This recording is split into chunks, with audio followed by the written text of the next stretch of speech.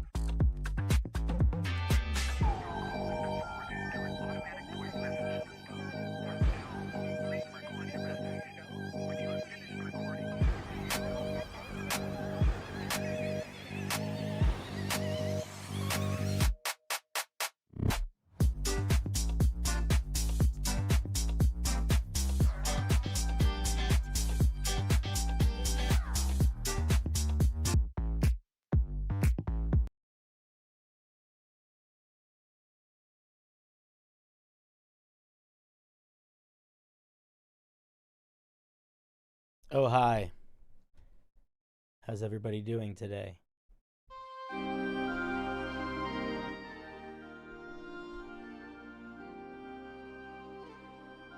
I'm streaming! How's everybody doing? I hope well. Hey! Alright, where's chat?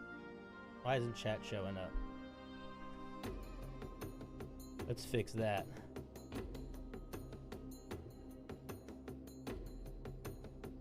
Oh, there it is. I see you, chat. You are showing up. Alright, we don't need any of this gobbledygook then. No, I need that gobbledygook. Nope. That's what it... Nope. This thing. What's this? This. Get out of here. Hey, how's it going? Welcome to the show. Folks, today... Oh, today's going to be a good day. Wait, let me move chat so I can see all of you. What's up, Coffee and D&D? What's up, Ace of Dragons? What's up, Horny Eunuch? You finally made one. So, Sachi! What's up, babe? How you doing, my dard? My bud? My Tyrannosaurus? My variety of made-up words? I like dard. My dard? That's a weird one. Oh, I adore you too. You're sweet. What's up, Rory? Alright, guys. You shaved your whole body for a photo shoot and you're going and you're a background model for today? You feel like a seal? Oh my god. You gotta find a water slide. Today is the day for a water slide. Today is the best day you could ever have for a water slide. Or a slip and slide. One of the two. You gots to.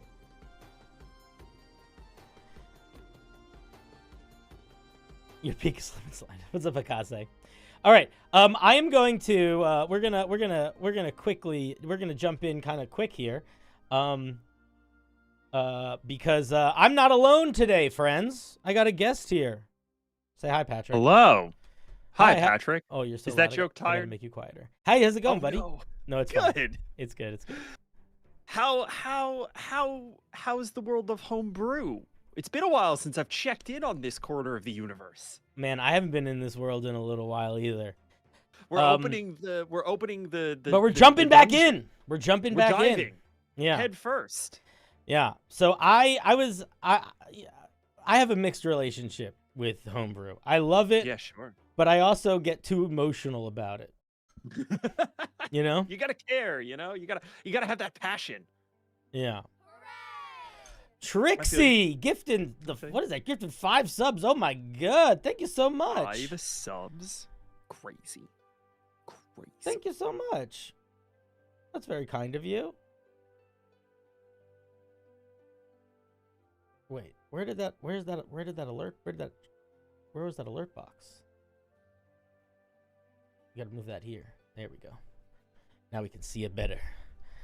Anyway, so I thought, Pat, one of the best ways to get back into doing some homebrew stuff, but also start shifting gears into doing more of a variety thing than just smashing my face against people's homebrew forever on a giant wheel, where the metaphor sort of becomes the reality. Oh, your video is definitely not on stream yet. Here, let me put that there right now. Good call. Window capture. Boom. There he is. I'm Look real. at him. I'm a whole person in a box, little box.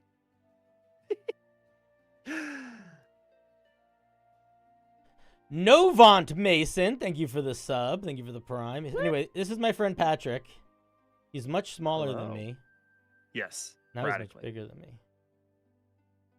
Pat, I'm just gonna put you in the bottom corner for a little bit. Yeah. Yeah. Okay. So we're gonna be doing some homebrew stuff, kind of a little different, moving forward in a variety of directions.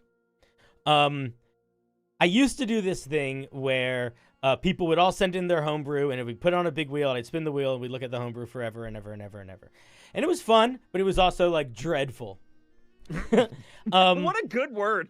What a Christ. Yeah. So I think moving forward, we're going to do a couple things differently. And a lot of this is inspiration from other streamers that I've been friends with or have spoken to that do similar things, but like where they review people's magic cards or things like that. So the one thing that we're going to do is we're going to say goodbye to the wheel for the most part. There is a chance the wheel will come back when we do something like a subathon, but we're going to, for the most part, we're going to say goodbye to it. The wheel is going to be replaced with two things. One of them is going to be essentially I think, more fun version of the wheel, which is every now and then we will play marbles. And the people whoever wins the marbles race will look at some of their brew. Now this is going to work, here's how this is going to work. Here's how this is going to work. I'm thinking it'll be a thing we kind of do every stream a little bit, where we'll play like 3 or 4 rounds of marbles, and whoever gets picked will look at their brew. And for the marbles stuff, it's going to be small homebrew. So it's going to be like magic items, feats, basically anything other than classes or subclasses. Or like sense. Monsters above a certain CR. And then I am going to do what my friend Maldhound does, and I was going to try to set it up so we could have it going so you guys could start doing it for this week, but Ko-fi's not working right now. Ko-fi was down. I'm going to try to set it up later. But basically, I have a Ko-fi page, and I have set up on it essentially commissions that you can get.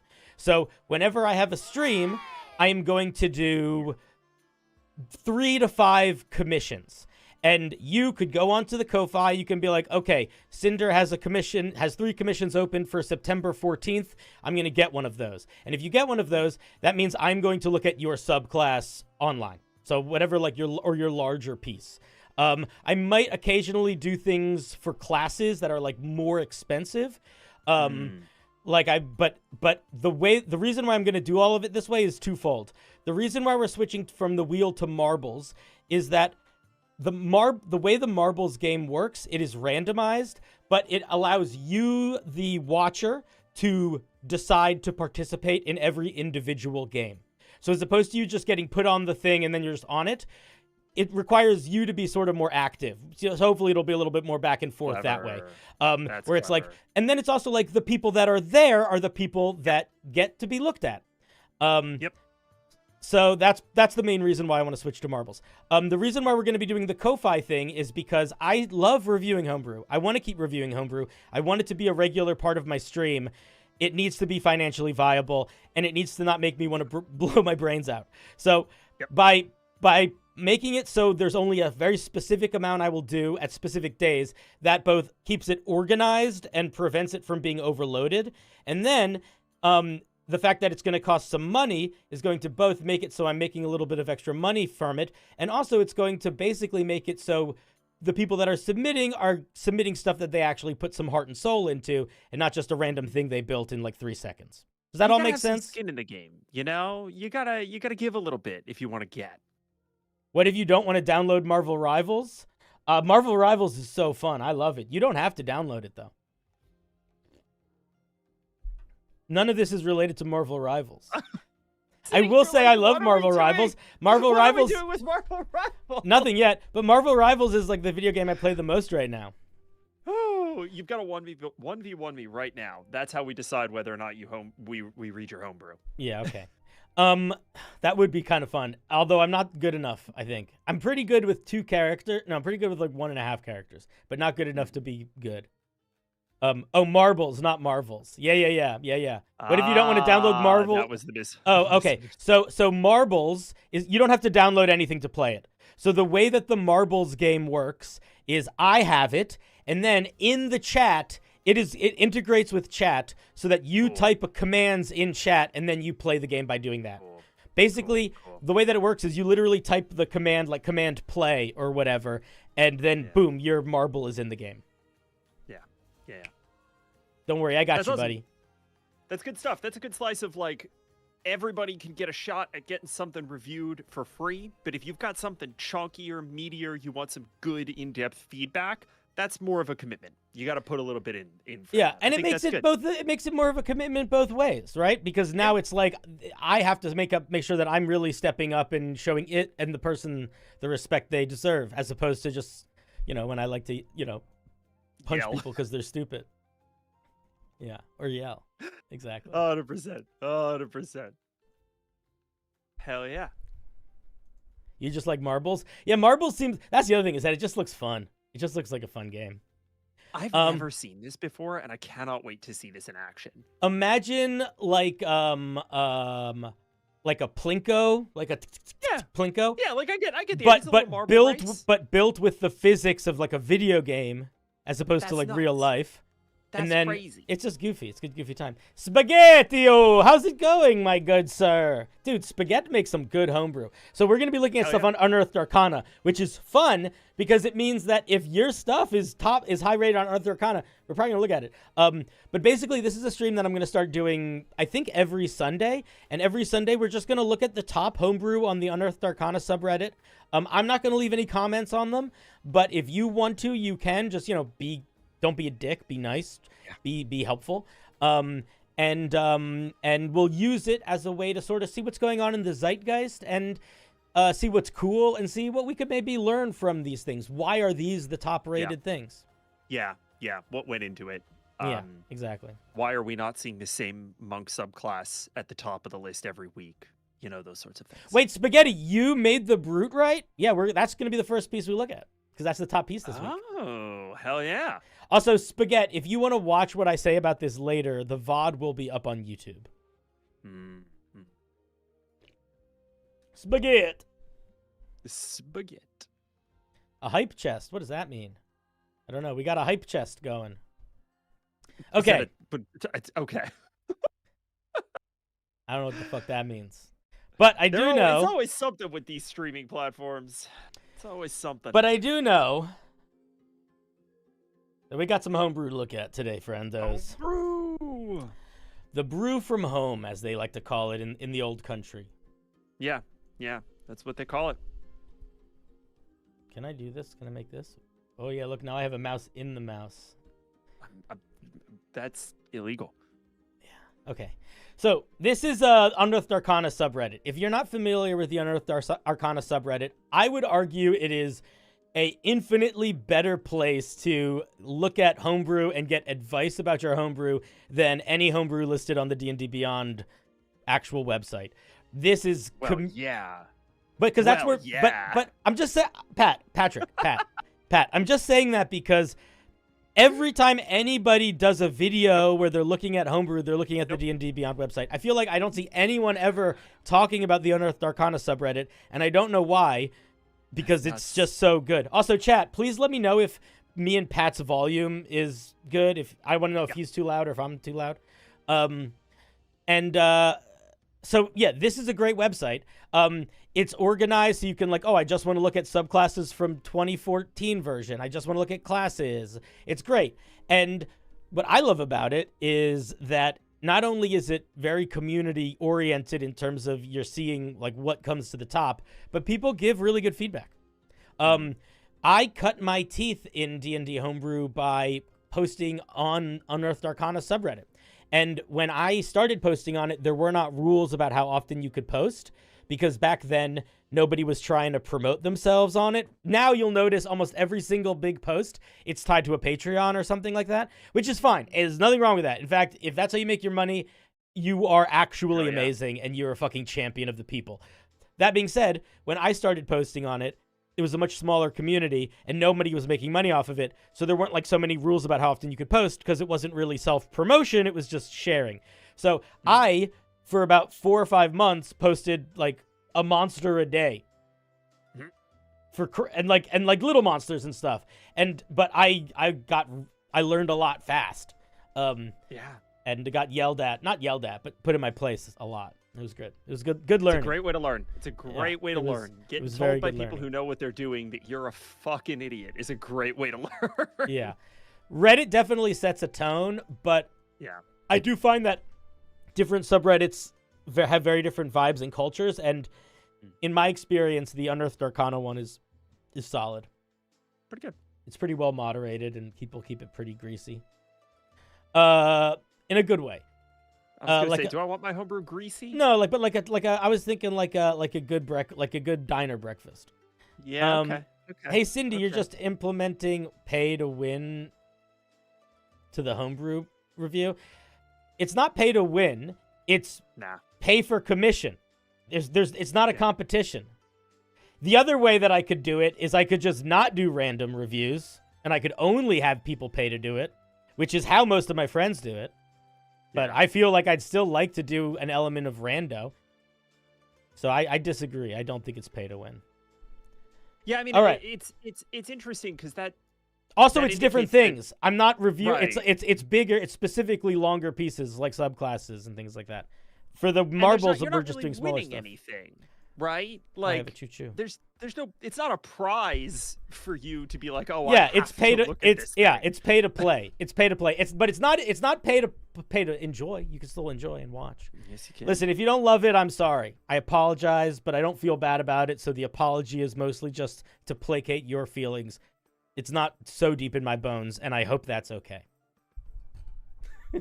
Now, we're going to start today by looking at a piece from our dear Spaghetti, who actually just showed up in stream.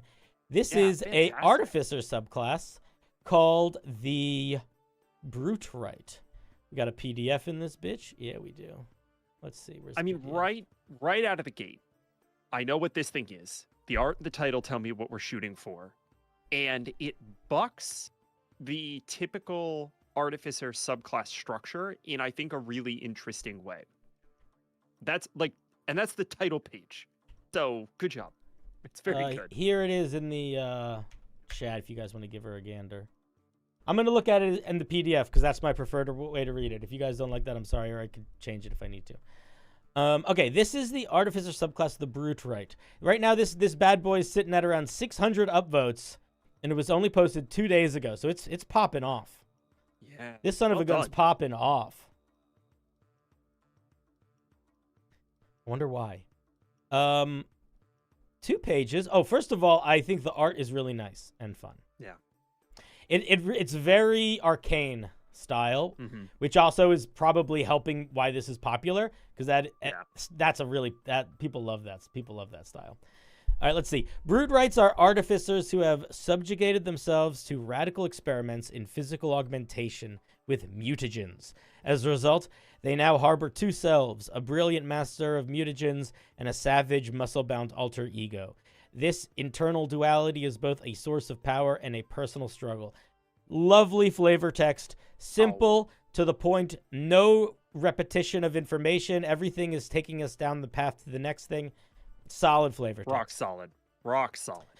Also, great length. Yeah. 3 sentences? I hate long flavor text. I just want to play the 3 fucking sentences. game. Yeah. Bing, bam, boom. Also, each sentence gets shorter, which is a nice little like brain detail if it goes like ja. Tool proficiencies. You gain proficiency with alchemist supplies. Cool. Tracks. And then we get some spells. We get jump, Thunderous Smite, enhance ability, enlarge reduce, haste, protection from energy, freedom of movement, staggering smite, destructive wave, greater restoration. Okay, so to me, all of these read. Let me just double check. Outside of greater restoration, all of them are essentially so you can do a Hulk maneuver, right? Yep. They're just different Hulk maneuvers. Yeah. Cool. So I'm curious to see how that plays out in the rest of the subclass. But this is a very fun thing to do. I think about this a lot, like if I was going to make like a vampire subclass, where it's like there's a lot of vampire features that are very vampire vibe, but that are just spells, and you just throw them on the spell list, and then you don't need to worry about hitting every single one of those buttons in the actual mechanics of the core class. Yeah. I would say, because there's no 17th level feature, we're not really going to get an opportunity to see Greater Restoration play out more thematically than just, oh, hey, let me throw you a little healing spell. And correct me if I'm wrong, Cinder, but Greater Restoration, not self-cast, right? Something that you can just cast on someone else. Yeah, you can buddy cast. Feels like a little bit of a thematic left turn right at the end. Maybe not the way I would have gone with it, or maybe I would have thrown a little flavor on it, like you can only cast it on yourself or something to that effect.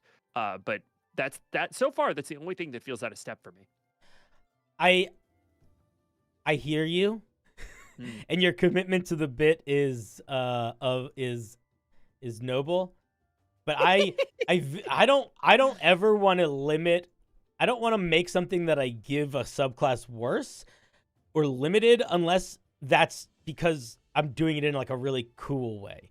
So I don't disagree with you necessarily, but there would need to be something else that made it extra cool because I could only cast it on myself. Like maybe cast it as a bonus action or something. Yeah, something like that. I agree. Yeah, let's take a look at what we get at 3rd level.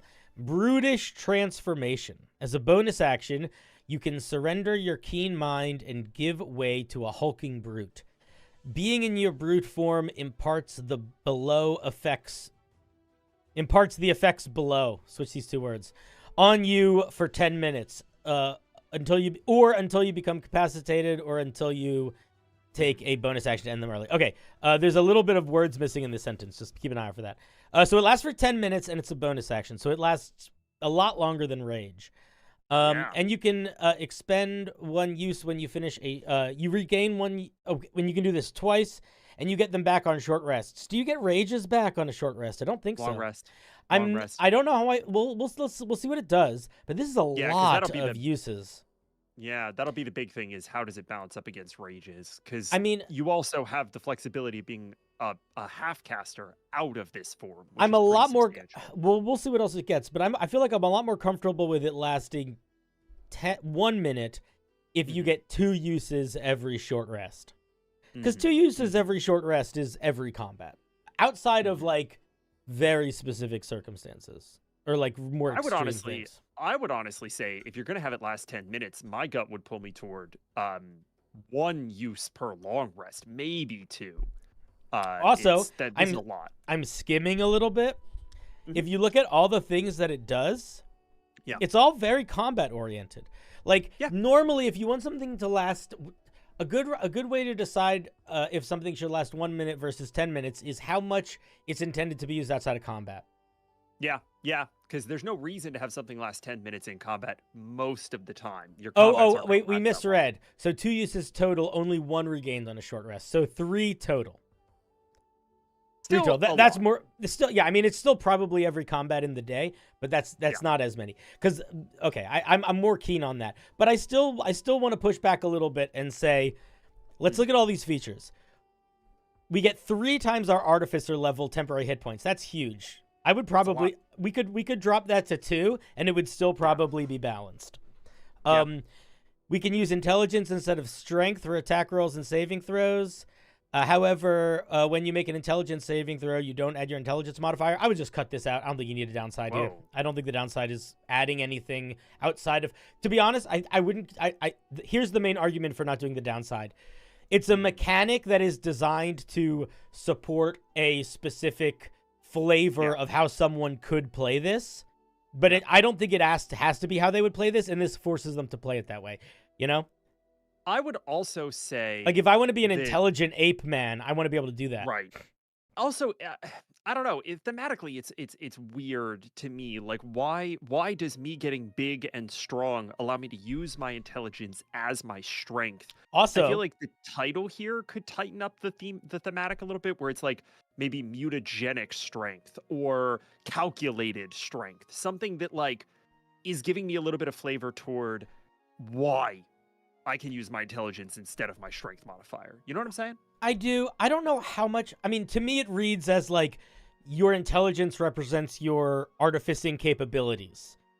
So the higher, sure, you know. So it's Yeah, like and if you're better at making the goo, you're going to be stronger with it. I think you could get that flavor in the title a little bit and rely a little bit less on we all know what you're trying to do here, because we do all know what you're trying to do here, and it's technically executing well, but there's a little bit of flavor you could have caught. Yeah, there, I think. but I'm gonna push back. I'm gonna just say again, I don't think we need to get. Here's my argument for why I think we don't do the intelligence negative thing. Oh no, I agree with you wholeheartedly on that. I think Mr. Hyde in the original story, and in many iterations of it later, Mr. Hyde is not less intelligent than Dr. Jekyll. Yeah. He's just unhinged. Yeah. But that's part, like he's not dumb or mindless. He is intelligence with reckless abandon and no moral compass. Yep. Okay, but let's focus and look at how these bad boys actually do again. Smashing strike, when you hit with an unarmed strike. Okay, so it looks like about the 1 second. You get a D8 natural weapon, which seems right and fine. So here's what I'm going to say. I feel like the brutish strength and smashing strike feel like they're the same thing.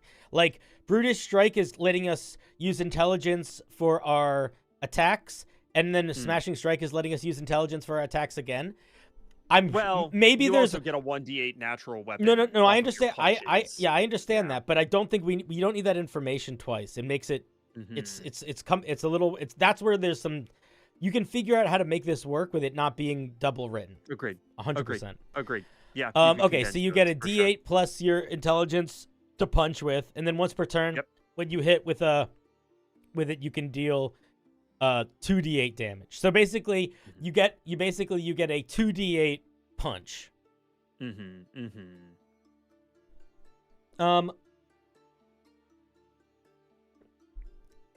Yeah, I think this is basically rage in terms of what's going on. It's a little less powerful honestly, the temporary hit points, it's not even a little less powerful. I would say it's the same.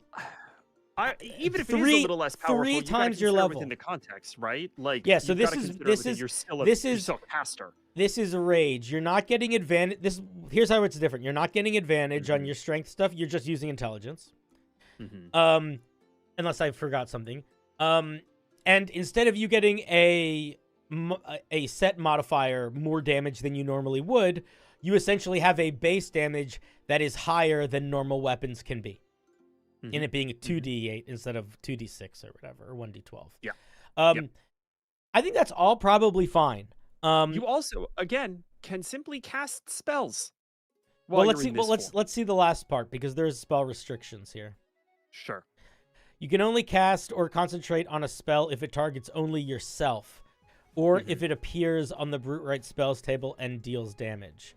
So I think that the way this is written, it's intended for you to basically have regular Artificer mode, where you have Core Artificer and Core Artificer spells, and then you enter Brute mode, where you have these spells as your sort of special moves. You can maybe tack a few additional ones on if they only target you. But yeah, generally.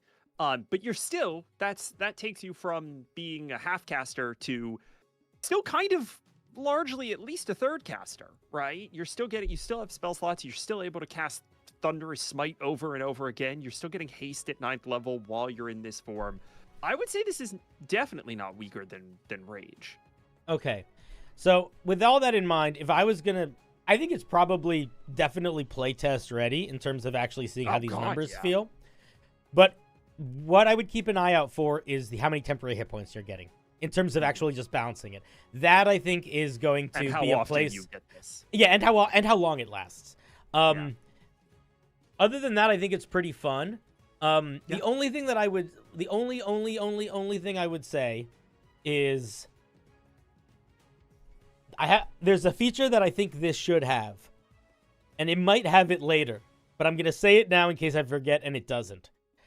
You should, in one of your upgrades, as you level up, you should get a feature where when you activate Brutish Transformation, as a part of that same bonus action, you can cast one of your Brutewright spells. It's a good idea. Like, imagine, because then it's like you Hulk out and you cast Jump in the same moment, or you Hulk out and cast Destructive Wave and, like, you get big and slam the ground. I don't know. Hulk out, cast in large reduce, and get literally large size. Maybe that would be too much, because a lot of those could be, you could do a lot of that anyway, because a lot of these are actions and it would be bonus action. But I do think maybe there's a place to play with, like, feeling the Rampage combo of combining that. There's something there. Yep. Oh, we get something else at 3rd level too. We do. Getting a lot at 3rd level here. Let's see what this last one is. Maybe it's just flavored. While you have your alchemist supplies in hand, you can use your action to touch a creature and briefly enhance its capabilities. Choose strength, dexterity, or constitution. Target has advantage on all attack rolls, ability checks. How long? Until the start of your next turn. So brief, but not trivial. And it's your action to use it. You can't use this while you're in your brute form. I'm going to be honest. This feels like it's just unneeded, and I feel like it's derivative from the goal of the subclass. See, that's interesting, because while I don't think it's necessarily adding a ton, I see what it's going for, and I do think that that's relevant, right? Because otherwise, the whole thing, at least at level 3, is just about you getting big and violent. Yeah, but that's also that's how every artificer also sort of works. Is you really focus on one thing at level 3. Yeah, I'm not saying that you can't have this, but it feels like overkill, and I think that's worth thinking about when this 3rd level feature is already pretty strong. Yeah. Oh, we got everyone calm down. There's a Frenchman here. Quelques andu today. How's it going, buddy? They've arrived. My dear, I did a whole little rant at the beginning of stream about how we're going to be doing homebrew review stuff moving forward. I'll also post it in the Discord. But we're going to be doing homebrew review stuff moving forward, but probably not this stream. This stream, we're looking at stuff from the Unearthed Arcana subreddit. Specifically, the top-rated stuff of the week. Yep. What's up, Brent? At 5th level, we get Enhanced Assault. Yep. Extra attack. While you are in brute form, you can attack twice instead of once. And then we get something else, too. While not in brute form, you can administer special mutagens to enhance your allies' strikes.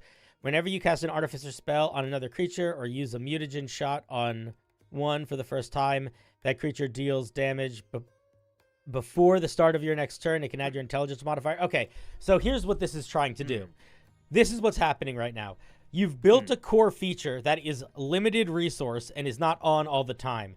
So you want to give them extra attack here, but you're worried it's not enough because you're tying that extra attack to brute force. So now the extra attack is also limited. So now we have this other feature. So here's what I'm going to say what I said before. I feel like you're building 2 separate artificer subclasses, and this is speaking to that. Strike enhancement makes sense as a 5th level feature for mutagen shot. In the same way that extra attack feels like a real good 5th level feature for Brutish Transformation. I don't know if we need both. Would this thing be devastating? Like, what if you like? I don't know. I just feel like it's turning it into too much. It's making it so everything has to have double now, and I just don't think that. I don't think that's how artificers are built. And if you want to build your artificer that way, you can't have this strong a feature as one of the main ones. Yeah. And that feature's cool. We want that to be strong. We want your Hulk out to be strong. I worry that, like, if this was just extra attack and we got rid of mutagenic shot at 3rd level, it's just a barbarian. Just play a barbarian. I don't think it's just a barbarian if you still allow yourself to cast spells on yourself. I push back on that a little bit. Like, I'd push back on that a little bit, but I do think But that I could see it being potentially a better barbarian subclass, right? Like you're effectively redefining rage here. yes. Wouldn't Okay. it Yeah. just be Yeah. Yeah. No. easier Yeah. to You're give a right. little I bit of see. spell I casting to I a see. I see. barbarian? I see what you're saying. I see what you're saying. Yeah. Yeah. So I'm not sure. Okay. So that's a good point, but I'm not sure what the solution is. But No. this ain't it. This I ain't agree. it. This straight up ain't it. Like, even if you Doing think two like full tracks yeah, simultaneously. yeah, is like too it much. doesn't look good. It doesn't feel good on the page. Hmm. It feels like I don't know. I almost feel like I want to be like pick a lane, or what you do is you make your rages, or here's what you do. I think you have a resource of transfusions, and when you give them to yourself, you get all this cool shit. When you give them to someone else, they get something else, and everything I uses like the same that. resource. So maybe That's you could interesting. maybe build it in that way.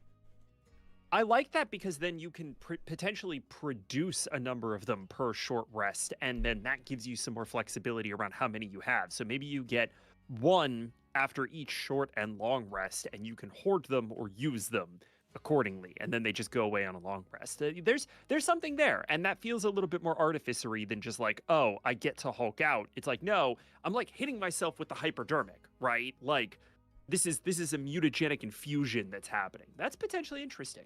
Yeah. Because I get the goal of wanting to make a dual Sure. character. It's tricky to make that work in a way that feels good for either.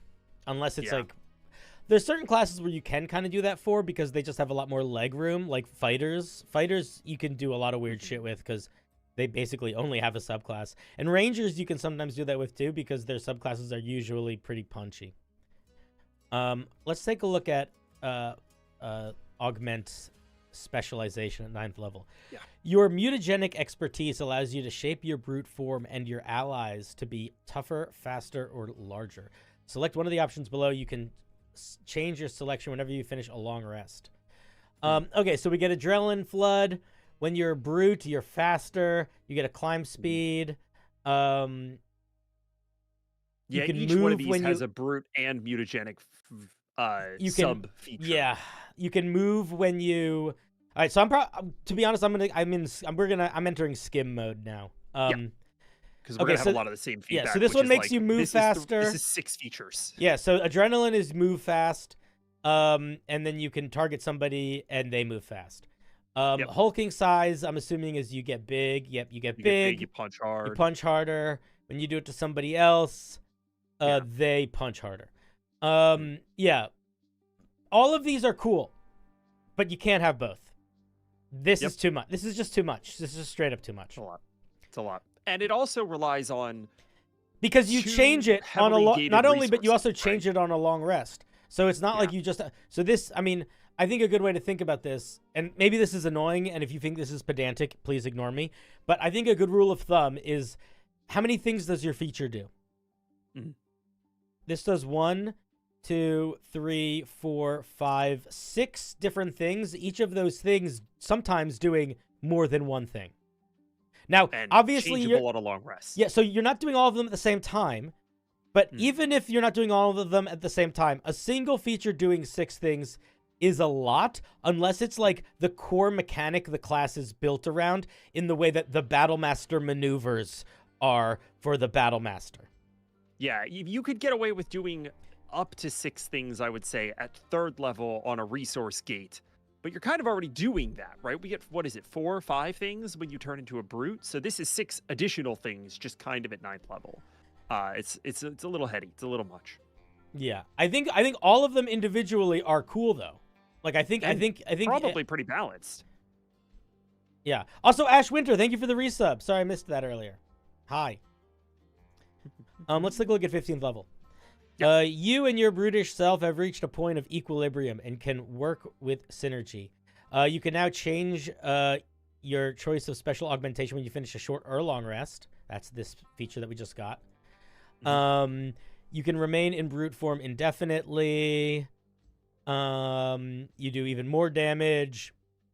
And when you use a mutagenic thing, you can make it last longer. It's just too much. Just still all too much. Yeah. I think your headspace, your design headspace is really solid. Yep. Like thinking about the progression of a subclass, getting to build more features, having like certain key points be ones where they are improving past ones instead of just overloading. But this is just doing way too much. It's a lot of heavy. It's a fun idea, but I would probably like if somebody wanted to play this in one of my games, I would need to I would probably cut like a third out. Yeah. I might keep mutagenic shot as a separate 9th level feature. Like, I might do a thing where you, like, by 9th level, you are good enough with mutagens that you have learned to give some of them to your allies. But it would literally just be taking the 3rd level feature and moving it to a second 9th level feature in addition to whatever I did for special augmentation. It would be a second. Because, and at least the way that I'm seeing this subclass, it seems like you being the brute is the plot A, and the plot B is you helping allies. So I think whenever you see a subclass that has like a plot A, plot B doesn't usually take up more than a feature. Yeah. A feature and a ribbon usually. Yeah. I would also say I'm kind of sitting on Brutish Transformation a little bit, going back to comparing it to Barbarian. Another thing that I think maybe actually ticks it up slightly past Barbarian is that there's no way for it to end early without your intervention. Right? In a rage, if you don't attack or take damage, it goes away. This is 10 minutes and it's just 10 minutes. I mean, I don't hate that, but that is an interesting thing to think about. Do you not like that? It's two things. One, it's design space left on the table. And two, I do think that it tips the balance in terms of power. I think it's just too much. I think it's straight up, this is better than a Barbarian in the end. And I think that is, you generally, when you're designing something, especially that sort of overlaps thematically, you don't want to make it just better. And this is, I would say, maybe by a hair, just better. But it's also design space left on the table, right? You did not grab the opportunity to play with what could potentially make this end early. Maybe it's intelligence saves. Maybe it's whenever you have to make a saving throw. If you fail, you also end early, right? Like there's whatever it is. End early is something to characterize the brutish mutagenic trend. Also balance it, right? Also balance it. Yeah, that's and both of those things kind of done at once make this more of a solid thing, as opposed to just Barbarian with spells, which is kind of where it lands in the plot A, like Cinder was saying. Yeah. Marco Desoons asks, do you think Artificer subclasses, as a rule of thumb, should be focused on themselves rather than on support? No, I do not. I think that they should be able to fill a lot of roles in combat, more than most classes, because their base class is so open-ended in terms of like it can do a lot of different things. They have a very diverse spell list in terms of like healing, damaging, battlefield control, that sort of thing. But normally I feel like you find that in the story. Like I feel like like what's the vibe of what they are? Like, are they a guy that builds a giant gun? Then maybe they just help themselves. Or are they a guy that figured out how to make little funny hats that help communicate? Maybe they help other, like, I don't know. I feel like Pat, I don't know how you feel about this, but for me, I usually have an idea that is more based in like a narrative bit that I try to think of if it can fit a mechanic than I do like what role do I want. I don't usually start from like, do I want this artificer to be a support artificer that I'm building? By and large, I agree, but I do think that once you know what you want it to do narratively, you do kind of have to pick a lane, especially in combat sims like D&D, where it's like, you're going to fill a niche in the party regardless of whether or not the author of the homebrew or your GM really intend for you to, because that's the way the game is built. And so you should be aware of the fact that, like, you're not going to be able to do everything well, and if you do everything well, that it's probably busted and not fun. So if you can't identify where your artificer subclass lands, that's probably not good, but I don't think it needs to land more in support or in offense or whatever. Like, they're kind of like wizards in that way. You can kind of make a wizard whatever you want. Yeah. So let's change up a little bit for a second here. Turn your game design brain half off and fill the rest with regular design. Okay. People marketing brain. Why? Well, this did well for a reason. In the top, for the past week, Yeah. This is the top post in the past 7 days. It has only been up for 2 days. Yep. Let's talk about why we think this is the top post. I have a couple Where to thoughts begin? immediately. Yeah. Let's just talk about the presentation. There's 2 things that this is doing very well presentation-wise. It is really aesthetically pleasing. It has cover art. It has really nice layout. It has little details, like these little borders around the pictures and Really slick. the title at the bottom. And all of those do work subconsciously in your brain to make it feel more professional. Even just things where, like, the art here, some of it is clipping out, but not all of it is. Like, the clipping out is done with intention. Like, it looks nice. It's got depth. It's got depth. And depth is consideration. In any art that you do, depth is consideration. Depth is what makes a reader, a viewer, a watcher, a listener's brain go, ooh, this is a real thing. So add depth if you can. I think the writing is also largely really tight. Some of the mechanical writing, you know, there's always room for improvement. We could always but it's never confusing. It's never that's the most important thing. It is, whether you like it or not, or have an easier way to write, not easier, but have a more smooth sentence to build through, every single thing in here explains things clearly, is not annoying to read, is easily navigatable. I mean, as much as I was criticizing the 9th level feature for it having way too much in it, you can find everything in it really quickly because of how it's laid out. The layout is smooth. The writing is nice. Also, that extends to the actual post. Like, there's this whole comment here that has like 6 different versions of it, depending on how you want to read it, as well as like their notes and thoughts.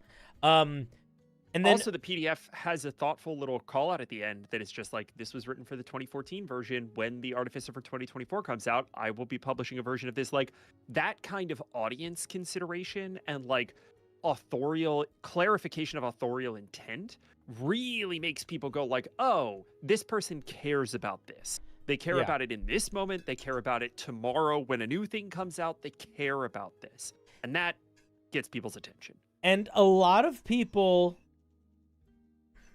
that affects this more than people realize it does a lot of the time. Yeah. Like, even if like there are a lot of people that seek this kind of stuff out because to them they're looking for those green flags, but those green flags trigger in people's brains whether they realize it or not.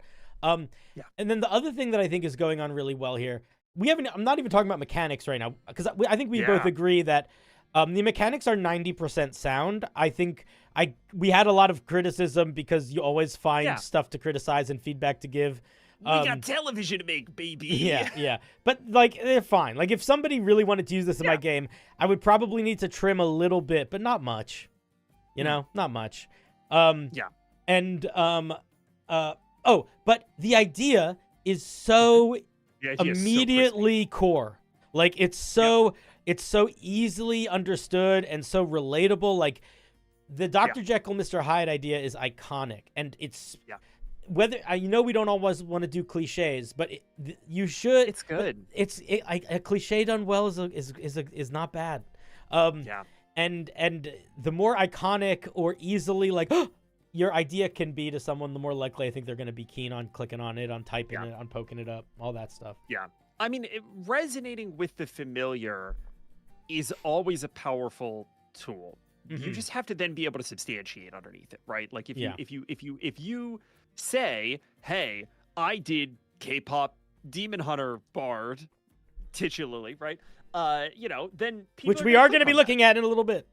People are going to click on that because they know what those reference points are. That's something that's familiar. It's something that they can kind of get an expectation of what they're getting into. And again, I think, Spaghetti did a great job here of like, this is an incredibly clear idea that is executed perfectly just on the cover. By that cover alone, I know exactly what you're shooting for. And the rest is just a journey that I'm willing to go on with you. You've given me the roadmap. I know the destination. You're just now pointing out the sites as we go. And the sites don't matter as much when you are that clear about where you're taking me. Yeah. Oops, wait. I made chat go away. Chat, come back. There you are. I think they ban you from Twitch now if you make chat go away. No. I think that's a terms violation. No, you're crazy. You're crazy from Crazy Town. But yeah, Spaghetti, if you're still watching this, if you're watching this later, I think this is really solid. You know me, dude. I'm always gonna find some stuff to banter about, but I think overall this is a really lovely piece. And let me just I want to see the full discussion. I'm curious what other people in chat said about it. Also, guys, if you go look at the thing, you know, if you want to support Spaghetti, he does do the Patreon thing. He does commissions. I'm going to be honest. Supporting someone on Patreon or whatever is fine. I think this is what you should be paying your money towards a lot of the time, though. Commissions? Having somebody build a subclass for you? That's fucking cool. I don't know. Yeah. Okay. Let's see what I'm just curious what people said. I love this so much. I wanted to play a symbiote-like thing for a long time. Yeah. Great subclass. That's the other thing that this hits on is it people does really hit like on the it. sort of venom energy as well, which people are fucking feral for. Yeah, I don't think anybody agrees with me that it's getting too much stuff. Everybody seems to just like it.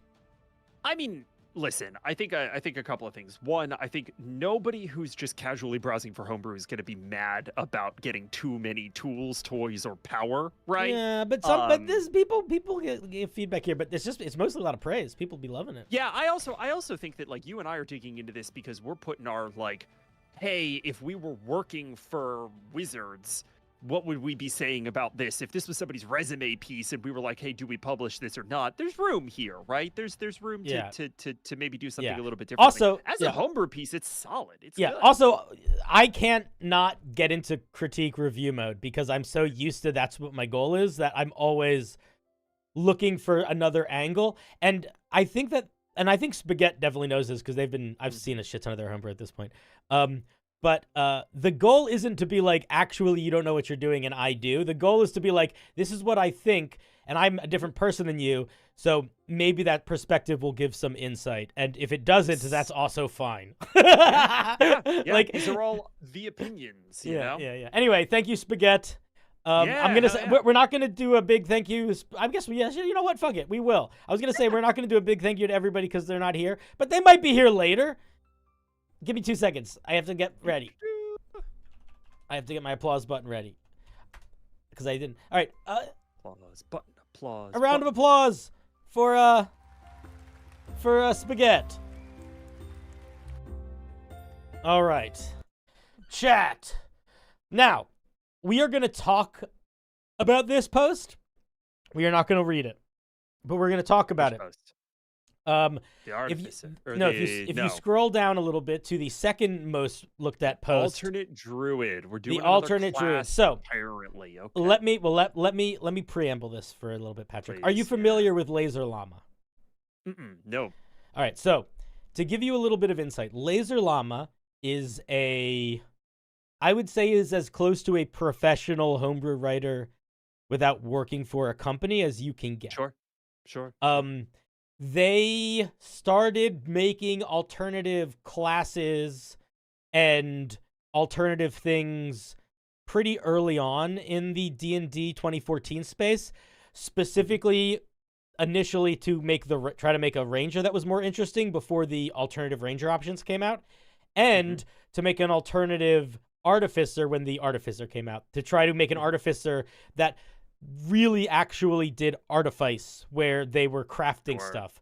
So that's where they kind of came to fame, was essentially building an entire new sort of magic mechanics system so that they could make an artificer that worked well, and it was very well liked, and they keep making more stuff.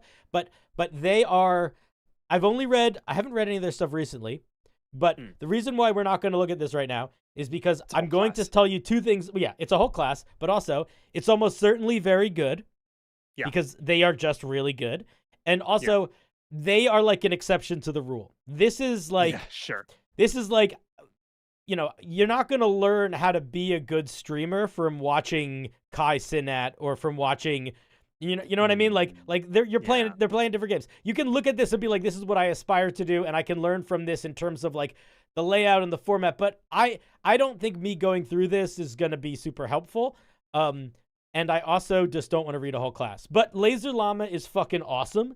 And if you are someone that wants to explore alternative versions of any of the core classes or just a bunch of stuff, they're very fun, creative designer. And they lean into weird a lot of the time, which I like quite a bit. I want to I'm skimming this really quickly. I want to figure out what the like big distinction is, because I don't know. I mean, we definitely aren't going to be able to learn a lot from skimming through something that is just good, right? That there's just no light in it, right? You know, no cracks for us to sort of prize apart. But I am curious, like, why a different kind of druid? What is the thing that they're doing differently? Have you looked at this at all? No, I haven't. I didn't look at this one at all. Okay, then it's probably not worth our time. But that is a question that I would ask. And if you're at home, you know, sort of glancing at this post, maybe look at what the big distinction is between Laser Llama's druid and the core druid, to try to wrap your head around why that change is meaningful. Why did they decide to do that? Let's see what they say here. I'm kind of curious. What they say here is they love the druid archetype, but they feel like it is dominated by an overpowerful wild shape feature, and they're locked behind bestial shapeshifters by default. Hopefully some of the changes I made will help the druid make the druid more enticing option for players. So maybe they're just trying to make it. Okay, so basically, I think they're leaning away from wild shape because they built a shifter class. And I mean, that makes sense. I understand that. Also, I have not seen this before, but I'm going to look at it later because I love that's what I want to be more than anything else, is a guy that turns into 100%. Other stuff. So just as I did figure it out a little bit here, just as a quick, you know, sort of high level, they have taken wild shape, pushed it down in terms of how substantial it is within the class. It is now a kind of primal surge, and there are other kinds of primal surges that allow you to do things like AoE spellcasting, elemental eruption. You can create massive plant growth.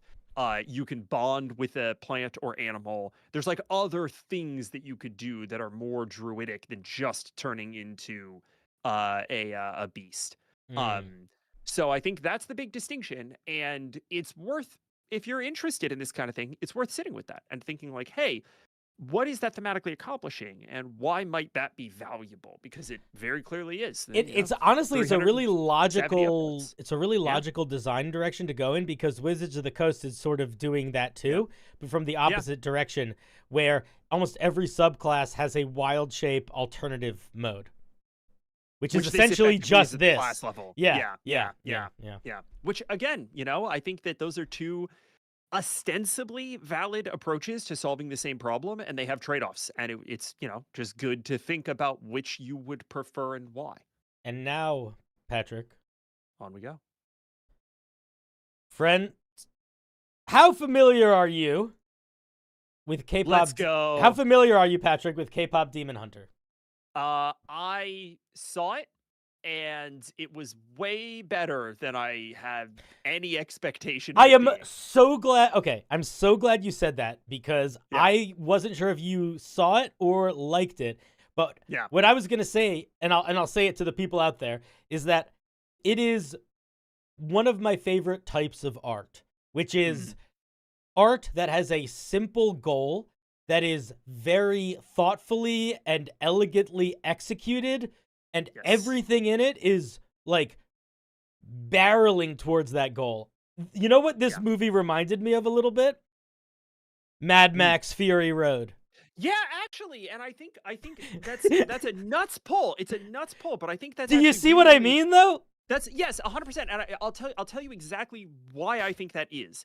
The dialogue in the film does not try to be anything other than what it is. The dialogue in the film is it is the interstitial fluid between a series of music videos that are absolutely incredible.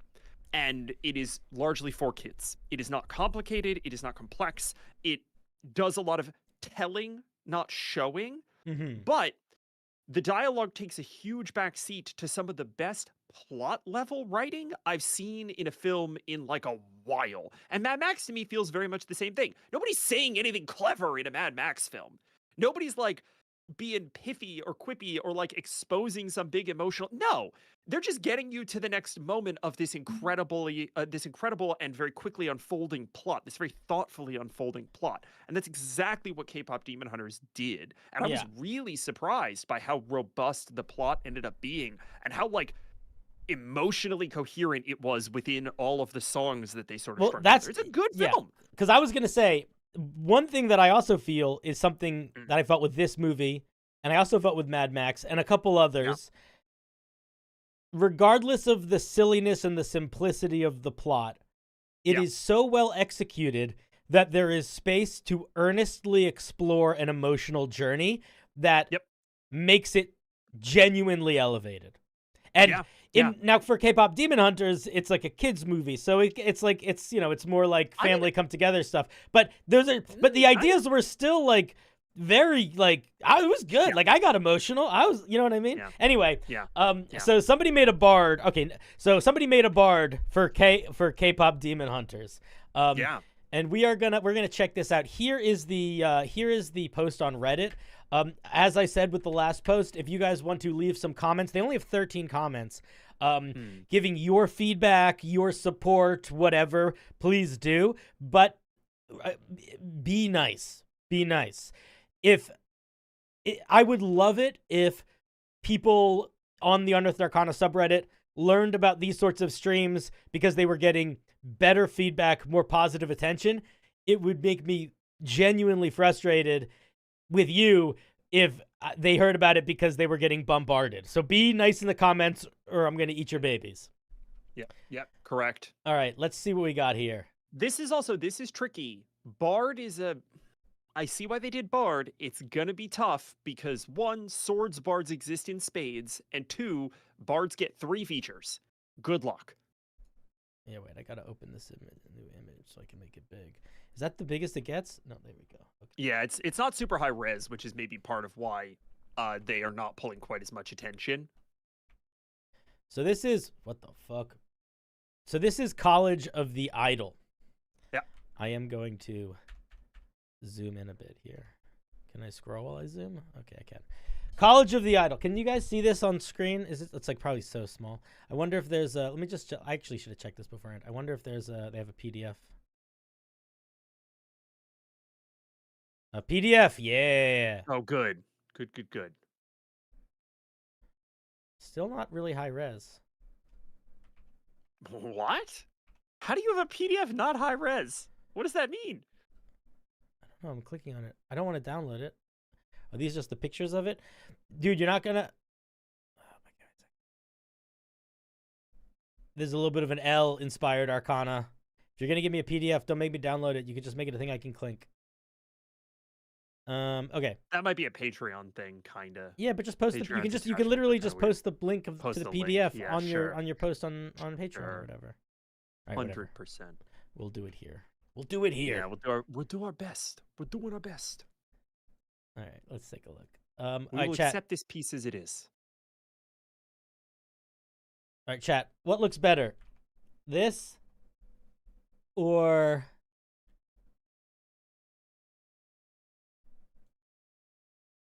what? Don't. We'll do a little side by side. Chat. What looks better, this or this? This is A. This is B. I think A looks better. Probably A, but it's not a huge difference. All right. Well, chat, I apologize. We deal with A. It's fine. This moment that we're having right now. This is like a great moment not to be annoying to them in the comments about. This is like a technical error on my side. Plenty of people don't mind downloading a PDF. I just don't like doing it on stream. Okay. College of the Idol. Bards of the College of the Idol turn combat into a performance full of spectacle, devotion, and power. These bards stride into the fray like stars stepping onto a stage. Their every movement a choreography of song, steel, and magic, where others rely on strength of... What'd you say? We could end there. We could end there. Thank you for cutting me off. I was getting a little long in the tooth. I think this is mostly fine. I do think that they say the same thing in 3 separate paragraph-long sentences. Yeah, they do. Also, this doesn't feel different than pretty much any bard. I understand, and it kind of works more here because we so understand what this is. Like, if you're making a Pikachu subclass, the flavor text doesn't need to be that good because we understand the goal. So I feel sort of the same here. Like, we understand the goal, so it doesn't matter as much. But I would say this class, and I'm going to be honest, I skimmed the 3rd level feature before we started. I feel that this subclass, the way that it's written, suffers a little bit from the fact that it isn't trying to say what a K-pop demon hunter is in D&D. It's just trying to give vague K-pop demon hunter powers, and vague K-pop demon hunter powers sort of already exist in D&D in a lot of different places. Pretty much just any bard, the bladesinger, wizard, etc., etc. Cinder. Yeah. I don't know if it's gonna show up, but I skimmed it. I don't know if I'm just missing it. Sure. I don't see shit in here about the Han Moon. I'm a have issues with this subclass. We'll see. Coffee and D&D. I do read chat. I see you in there, baby. What's up, Rin? Rin, why are you watching me on YouTube? Rin, aren't you a Twitch girl? Anyway, hi. You're playing this bard. I'm going to be honest, Rin. We'll talk. I think if you want to play a bard like this, there's other things that I think might be better. Let's look at what we get at 3rd level. At 3rd level, we get 2 features. What's up, King Kadasha? We get Deadly Performance and Martial Training. Deadly martial Performance. Training being the same as pretty much every other swords bard, right? You get martial weapons, medium armor, and shields. We'll get there. All right. But yes. Deadly Performance. You turn combat into a deadly performance of song, dance, and steel, and your enemies and allies alike cannot look away from the spectacle you create. This would be such a more powerful sentence if you put a period after the word steel, and then you started the new sentence with your enemies and allies alike. They're 2 different ideas. Let them be different sentences. I also just think it's too much flavor text in general. I would just end it after the word steel, and I don't think you need the rest of it. As a bonus action, you can expend a use of your bardic inspiration to begin a deadly performance for 1 minute. You can also dismiss the performance at any time, no action required. Let's see what you get. Dismiss the performance is weird. Why would you not simply say you can stop the performance at any time? I think that I don't know. I don't mind that. I think because maybe the word performance evokes an idea of more of like a you are dismissed. I don't know. I'm nitpicking, but hey, that's my gig. That's my thing. We're gonna look at these 3rd level features, but we're gonna almost immediately after them, we need to look at something else that I noticed, and you'll see. I wonder if you'll notice it too. Okay, so you get as many uses as Bardic Inspiration. You use the Bardic Inspiration, it activates for a minute. Bonus action to activate it. You gain a bonus to your AC based on the number you rolled on the Bardic Inspiration die. Divided by 2, so it sort of balances it a little bit, right? Because your Bardic Inspiration die are going to get crazy. It's still really fucking strong. You get advantage on performance checks. You get a bonus to any con saving throws to maintain concentration on a spell equal to your charisma. And any creature that can see or hear your performance has disadvantage on saving throws against being charmed by you. This feature has a couple very unique aspects. And it also has a couple things that whole cloth already exist in the game in a way that I think is glaringly obvious. Chat, what is this feature? It already exists in the game. Vote now. What is this? I'm going to count to 3. 1, 2, 3. Oh, it's Shades the Mothman and Ash Winter. Yes, this is very similar to Blade Song. It's different in a couple ways. Here's how it's different. You're a different resource. You're using your Bardic Inspiration. The AC you get from the... actually, let's just pull up the Blade Song. Is this for... I'm assuming this is for... let me just... oops. Where is it? No, this is 2014 rules, I'm pretty sure. 2014 rules? Okay. Nope, 24. I'm wrong. Then let's grab the 2024 wizard. Yeah. Blade Song. Oh, does the Blade Song thing not exist in 2024 yet? Sure. I'm looking at the one on D&D Beyond out of Tasha's, so that's 2014, right? Yeah. So I don't think it exists yet in the 2024 rules.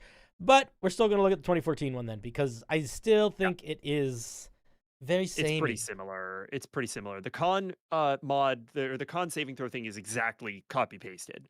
Okay, so let's just put this here.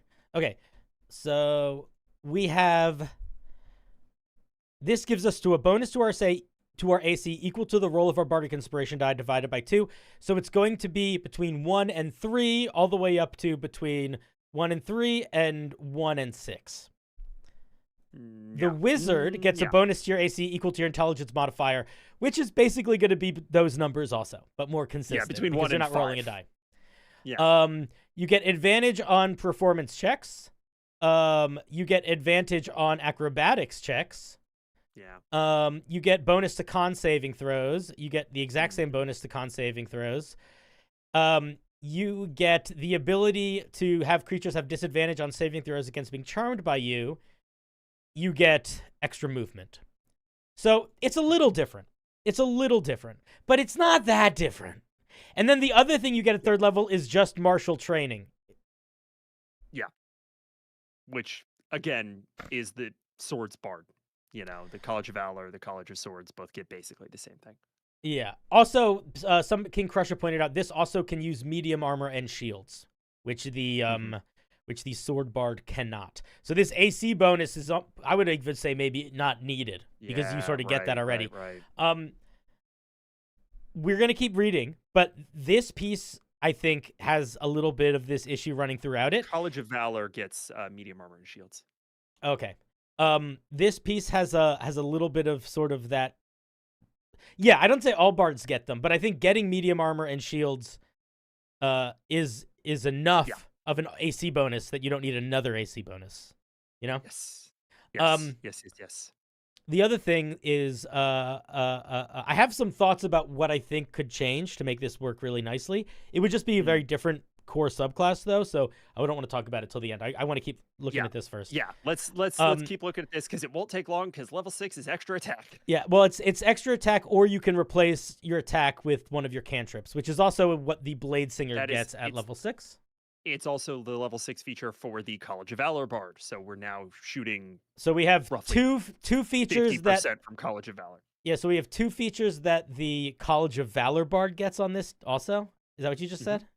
It's so martial training and extra attack or College of Valor. Deadly performance is straight up blade singing. We have one novel feature here, and it's the charm thing.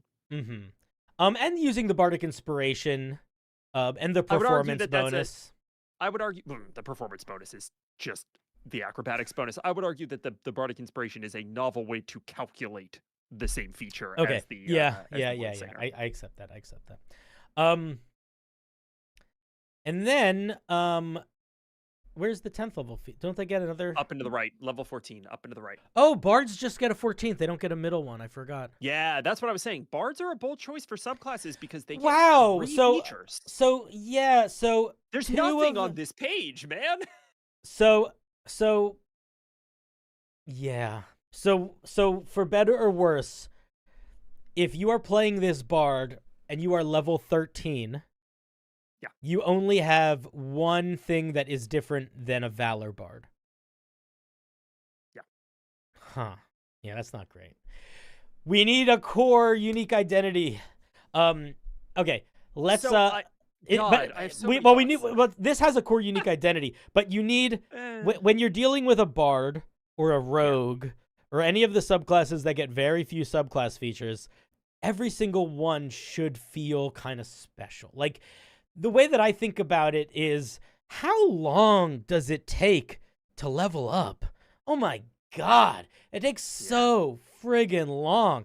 And when you do level up, it's special, and we want those features to feel special. I always because sometimes you need to give a feature that's just like making you a little stronger or just improving another thing. Like sometimes you kind of have to, but it always hurts me a little bit because it's like, it's so you want something cool, you want something exciting, and these just already exist. These just already exist. I would argue that this is almost fundamentally just a reworked College of Valor, and I don't know. Do you want to talk about artistic directions that we could potentially take? Yeah, wait. I want to look at the other features, and I want to pull up the College of Valor for 2024.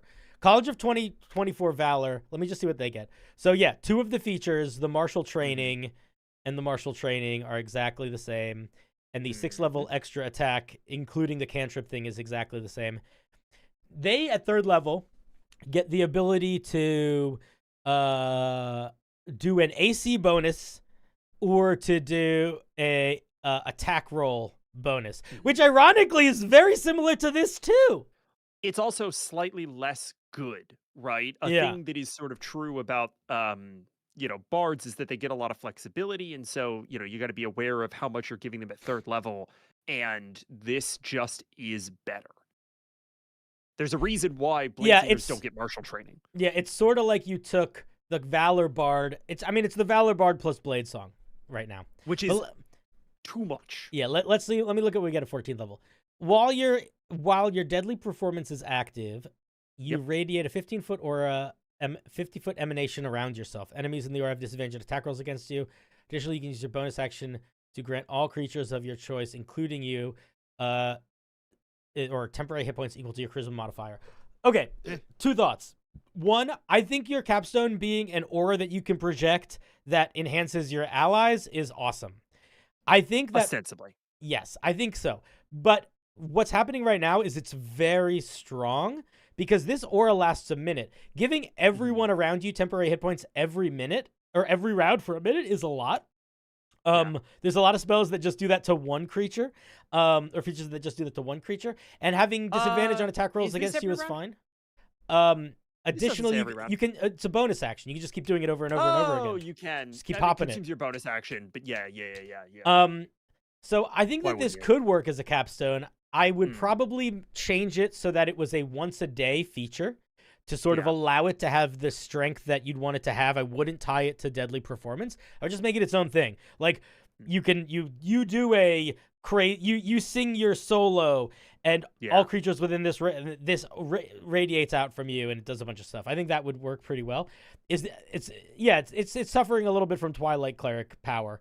But I think the concept is fun. Here's what I was gonna pitch though. This is if I was gonna make a K-pop Demon Hunter bard. Well, and that's before you say that is kind of the thing. This is not a K-pop Demon Hunter bard. This has nothing to do with K-pop Demon Hunters in any capacity outside of the art on the page. This is at best an idol bard. Right, this is at best trying to emulate celebrity. Sure, and this is why I'm generously saying that it's an idol bard. Yeah.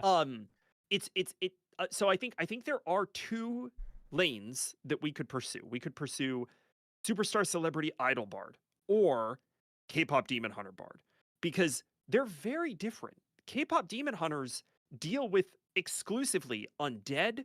They deal with this sort of Hanmoon aura. They deal with and should deal with genuine Korean mythos and fantasy. And that is glaringly absent here. So if you want to make an idol bard, we could do that. But if you're going to make a K-pop Demon Hunter bard, you got to do that. You have to actually engage with the fable that K-pop Demon Hunters is like engaging with. You know what I mean? That's a very thoughtful way of saying it. I was going to say something a little dumber. I was going to say you could just give them cool things based on literally what they do in the movie.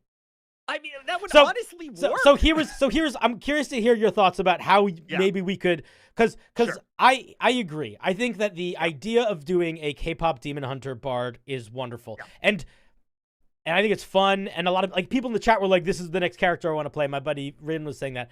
And this is people like it. I didn't read what people, I don't know if people like it or not, but I see a little bit people love it. I love it. Why do people like this? They like this because the idea of playing a K-pop Demon Hunter bard is exciting to them. And yes, they like it on spec. this is an amazing for anyone out there that wants to like do game design or wants to see people be like, ooh, cool stuff that I like do. I want people to like my stuff. Like if you want somebody to like your homebrew, like there are avenues that you can take that are going like, let me start that sentence over. This is what happens when you make homebrew that you know people will like. People love K-pop Demon Hunter. People want to be K-pop Demon Hunting. So, regardless of the original or lack of original ideas in this, it still looks nice on the page. It's still really well formatted. It is still really well written in terms of like its clarity of mechanics and stuff. So, the people that are looking at it don't really give a shit that two of its core features, half of its features, another bard has, and its main feature, another wizard has. Like people don't give a shit because they want to be K-pop Demon Hunter. That is the power of good marketing for your homebrew, and that is the power of. I talk about this a lot, where it's like the art you use, the way you describe your homebrew, the way it connects to real world, not real world, but the way it connects to real world culture ideas, will make people like your homebrew more. That's this 100%. That is power, and it's popular thing. Play and it's powerful, and you're gonna get eyes. And it's powerful. That's not necessarily a bad thing. Yeah, for sure. No, it's not. For sure. I don't think it's a bad thing at all. I'm pointing it out because I think you should use it, writer. Yeah. It's a tool. Just use it responsibly. Now, I don't think this succeeds in making a K-pop Demon Hunter bard. I'm kind of curious to see. I'm kind of curious to hear what your thoughts are, because you were coming at it from more like culture, spiritual perspective. Let me tell you what I was thinking about. Hit me. You know how in K-pop Demon Hunters, it's not like explained what their magic powers are. But they do sort of just like manifest their weapons when they need them, and they all kind of glow with magic. So what I was thinking is making essentially a packed weapon style bard. A bard where maybe you expended a bardic inspiration, maybe it's just a feature, but you essentially could summon one of the three main weapons from the three main characters. Like, you know what I mean? Like, they all have like different main weapons they fight with. So, and it would be like, you summon a special weapon, you are proficient with that weapon, it uses your charisma modifier, and then maybe it uses your bardic inspiration die for the damage, so it scales over time. And then maybe you could build, and then maybe each one of those things would have some secondary, in the same way that like sword bards have like 3 special maneuvers. I would have like 3 specialized like weapons, like maybe one that like hexblade, like a hexblade that focused on being able to summon like different types of weapons that sort of put you in different modes. So like, for example, I see. Yeah. Okay. So like maybe one of the modes would be more of a defensive one, where you could like repel an attack and maybe turn it into repel someone attacking you and turn it into a reaction attack. Or maybe one of them was a ranged thing. You know what I mean? I mean, that sounds really cool. I would go out on a limb and say it's not really evocative of K-pop Demon Hunters, because yes, the 3 titular idols had different weapons, but they didn't really fill radically different combat niches. No. Right? Yeah. But I still think they did fill different performative niches, and that was a big part of their character. But think about this. Think about this. Yeah. You get a special K-pop demon hunting weapon. Okay? Yeah. It does radiant damage. Yep. Okay? Yeah. It does some special K-pop. It gives you access to special K-pop demon hunting maneuvers that you can use with it specifically. And that's 3rd level. I think the maneuvers specifically also have to be non-combat. So you get the different weapon, but then the maneuvers do different support things for your allies. So you're focusing on the like party role more than you are like defensive versus offensive. I would still make them combat though. Yeah, but I'd say maybe focus outward. Maybe focus on supporting the other people. Yeah, like deflecting something that's attacking someone else or something that kind like that. of thing. Yeah. And then at higher levels, sort of expand on a little bit of the uncertain sort of magical whimsy of the demons and the hunters. Maybe allow you to like do some version of like contact other plane to like give demons a hard time or I don't know. Yeah. You know what I mean? So here's what I would do. Here's what I would do. Yeah, what Because would you do? I think conceptually the Bladesinger scaffolding is not a bad place to start. What I would do is I would give you a performance, and that performance can be up to a minute, right? And during that performance, every turn you have to spend your bonus action to make a performance check to keep it going. And effectively, what it gives you is it gives you an aura. And within that aura, then we start to figure out what those things are, right? This is effectively you're upkeeping the Han Moon from the thing. And it potentially every turn you can when you succeed on this performance check, you're granting temporary HP to your allies within the aura.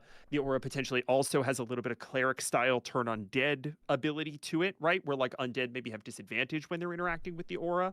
And you start to ostensibly build off of that. And I think you could give them their like packed weapon potentially, but I don't think that the packed weapon is the important part of how these characters were designed. I think that it's an aesthetic thing. And so I don't think that the weapon represents anything other than the tool at hand that they sort of reached for, right? I think that you can give them like cool flips and 6 summons and stuff. But I think that lives in my head. It lives in a like ribbon feature. And I think that the thing you want to be doing is figuring out how to get this cycle of like performance as a both physical and temporal space that you're carving out of protection and support for the people around you. I feel like that's potentially where there's something interesting here. And then figuring out how to land it as specifically anti-undead. Fiends and undead have like a problem in this space.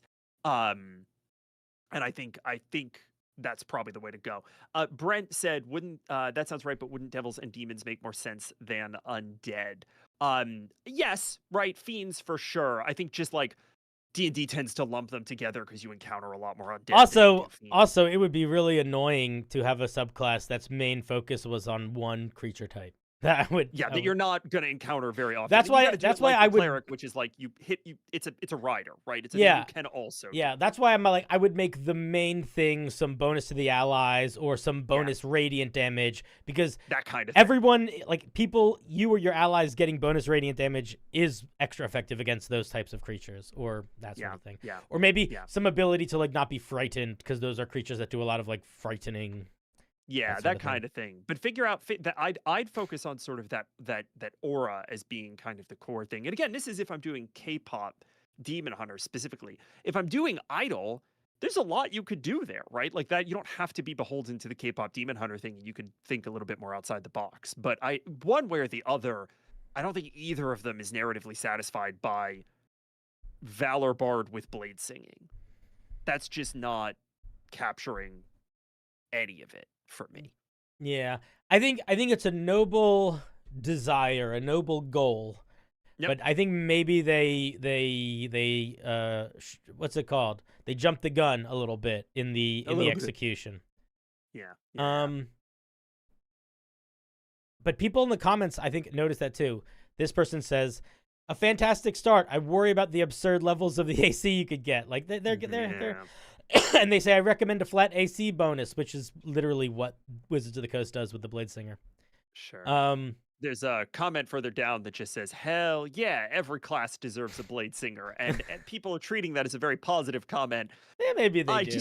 I don't know. I disagree. I don't think every class needs the Blade Singer. You know what? I have an idea for if you were going to lean into aura magic stuff. Yep. What I would do is I would still give you the cool like bound weapon that you can like summon out of like Toon Space. Because that's just sick, and I would just and I would make it use your charisma, and I would make it die scale with your bardic inspiration. Sure. So it would still be pretty decent, because it would still be like going up to like a D12. You want to be able to get in the mix if you're doing K-pop Demon Hunter, but I don't think that martial combat was the point of the characters or the magic system kind of at all, right? They didn't end up winning by martial combat. They ended up winning by the power of friendship and song. Yeah. If I was going to build this right now without using any homebrew, just with classes that exist, I would probably make it a multi-class bard paladin. I was gonna say I might Because you even could take like do 2 levels of Bard, then you don't even need to go, or 2 levels of Paladin, then you don't even need to yeah. go Valor Bard. You could go any Bard, and you could fill I in all was sorts of gaps. I'm gonna be honest. I don't think Bard would show up for me. I do a 1 level dip into Hexblade because I think you hit the nail on the head with the summoned weapons and the charisma mod and everything. And then I'd just figure out Paladin. I'd figure out what Paladin feels right for the kind of like defense of Earth that they're doing. Yeah. And and then juice performance, right? Like I mean, I can hang performance as a paladin, you know? yeah, yeah. The other way that I was thinking that you could go, which would be like a very different way to do it, would be you go.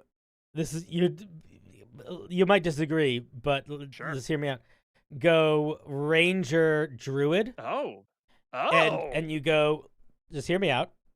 I'm listening. You go Fey Wanderer Ranger, so you're really good at charisma stuff, Sure. and then you go Stars Druid, and you reflavor your wild shape big illumination as Yeah. like you summoning the Yeah. radiant spirit aura, Yeah. or the fucking party, because it's I like a could light see it. show. I could see it, and then the cool thing is that if you really wanted to do, God, we're getting into some wacky builds. If you really wanted to go with the sort of anti-demon stuff, you could also dip into cleric for turn undead, which is a pretty cheap dip. True. I always roll my eyes at too many multi-classing, but they can be. That's really a lot fun. of multi-classing. That's a lot of multi-classing. I wouldn't take that suggestion seriously. Yeah. So yeah, this is the Bard of College of Idol, the K-pop Demon Hunter Bard. Didn't quite up to snuff, but I think nonetheless a valid and valiant effort by Inspired Arcana. Let's give them a little round of applause because you know they're putting themselves out there. There's also genuinely a lot to be said for I have an idea that's a very popular idea, and I'm going to execute it in a way that is neat, tidy, and not glaringly busted. Yes, right? that is true. This is not like half of the One Piece. This is infinitely better than any One Piece inspired homebrew I've ever seen. Yeah, Or Jujutsu Kaisen, or solo leveling, or any of that stuff. If somebody brought this to my table, I would probably say, hey, you might end up being a little bored because this isn't very thematic, but I'm not going to say, hey, this is unplayable or unreadable, right? Yeah. And that counts for a lot. It's true. It does. It really does. It really does. It really does. Coffee and D&D had a question that I don't know if I understood what they said, but I'm going to read it. I have a homebrew subclass based on Warlock with a pact to an Eldritch object. Mm-hmm. Do you think an additional spell slot would be balanced? Now, I'm going to say it might be balanced. Well, it says I don't think it... spell. Oh, an additional pact spell. Gust of wind or locate object. So I think they're just asking if you get another, like one more on the spell table, right? So, I mean, all warlocks get expanded spell lists with it, so you can put those spells on that list. And then a lot of warlock subclasses in the core class gets like once a day or some unusual version of a casting of a spell, like the whatchamahoo's it the get a lot of that from invocations. Yeah, but even in the subclass, like the deep one, the underwater one, their like 10th level feature is they can cast the big explosion tentacle spell, but it's like a little bit different. So you could totally do something like that. It's definitely doable. I would say only do that if you have a very specific thing in mind that you need to accomplish, and part of accomplishing that is just easier with a spell. There is a thing that you have to think about when you're making a subclass for spellcasters, which is that they're already spellcasters. So giving a spellcaster another spell as a subclass feature isn't that exciting most of the time because they are already getting spells. So if you do too many giving them just more spells, you're not really making something new, you know? Yeah. All right, that was the K-pop Demon Hunter. I'm done with it. Goodbye. Oh, goodbye. Lovely piece. Thank you for sharing. This one I didn't look at all, Pat, but I am excited to look at because I think it's a really fun idea. What are we looking at? This is a new player race. Ooh. The Familiar. Okay. Yeah. This is incredible. Go ahead and read it. I'm going to step off video for 1 second, and I'll be right back. All right, do what you need to. I'm leaving. Do you want me to leave you up? Oh, it's so big. That's what she said. Okay. The Familiar. Here it is in the chat. Look how little it is right now. If you guys want to give her a gander. Hey chat, how's everybody doing, man? So this is what we're going to be doing, I think, every Sunday night moving forward. Is we're going to be looking at the top-rated homebrew on not D&D Beyond, on Unearthed Arcana, seeing what we think about it, seeing if it's cool. And if it happens to be one of your pieces, we're gonna look at it. The other thing that we're going to start doing is we're going to start doing a thing where basically two things. I explained it all at the beginning of the stream. If you really, really care about the reasoning, just go watch the beginning of the stream. But basically, instead of doing the Wheel of Homebrew, we're going to be playing marbles to determine what random homebrew we look at. And the main reason for that is because everyone decides when they participate in each spin. So it's less like you go on the wheel and you're just there, and it's more like if you're there, you can put yourself in the race. So it's a little bit easier to keep it sort of straightforward. And the other thing that I'm going to start doing is I have a Ko-Fi set up. And every stream, there is going to be 3 to 4 slots available where you can commission me to review some homebrew. And if you get that commission, we don't put you on a wheel or anything. We just review your homebrew. And the main reasoning for that is because I want to look at a little bit less homebrew. I want the homebrew that I look at to feel like the people that are submitting it, like, put the time in and thought about it, and feels like it matters to them. And I want to make a little bit of money. So that's what it's going to be. Will the marbles be this stream? Maybe we'll do... I don't have marbles set up right now, so we probably won't do it today, but we will probably do different things. We'll probably do... we might do it tomorrow or the next day if I can get it set up. Ko-Fi was having issues today, so I couldn't get it set up. Are there different prices for different kinds of brew? It's going to be based on word count. So if you want to send in a subclass that is under the word count, that's fine. If you want to send in multiple items or spells that are under the word count, it's fine. And I haven't decided if I'm going to do a class yet. But if I do, I might make that a completely separate thing, and that will certainly be more expensive. And then the marbles game, there's going to explicitly be for shorter homebrew. So specifically like anything that's not a class or a subclass. So species, magic items, spells, feats, that sort of thing. But subclasses are going to be subclasses or anything over a certain word. Subclasses are basically things of a certain CR are going to be paywalled. And that's what it's going to be. Hope that sounds reasonable to you. So your 3,000 word fighter subclass would be a little pricey. Yeah. I just wouldn't accept it. It's like, I think that I have the word. I think that it's like, you can do a submission. I think 1,200 words is the cap, which I think is pretty reasonable for a subclass. That's like, yeah, it's 1,200. It's 1,200 words. And then you have up to 200 words for flavor text. So I think that's pretty reasonable.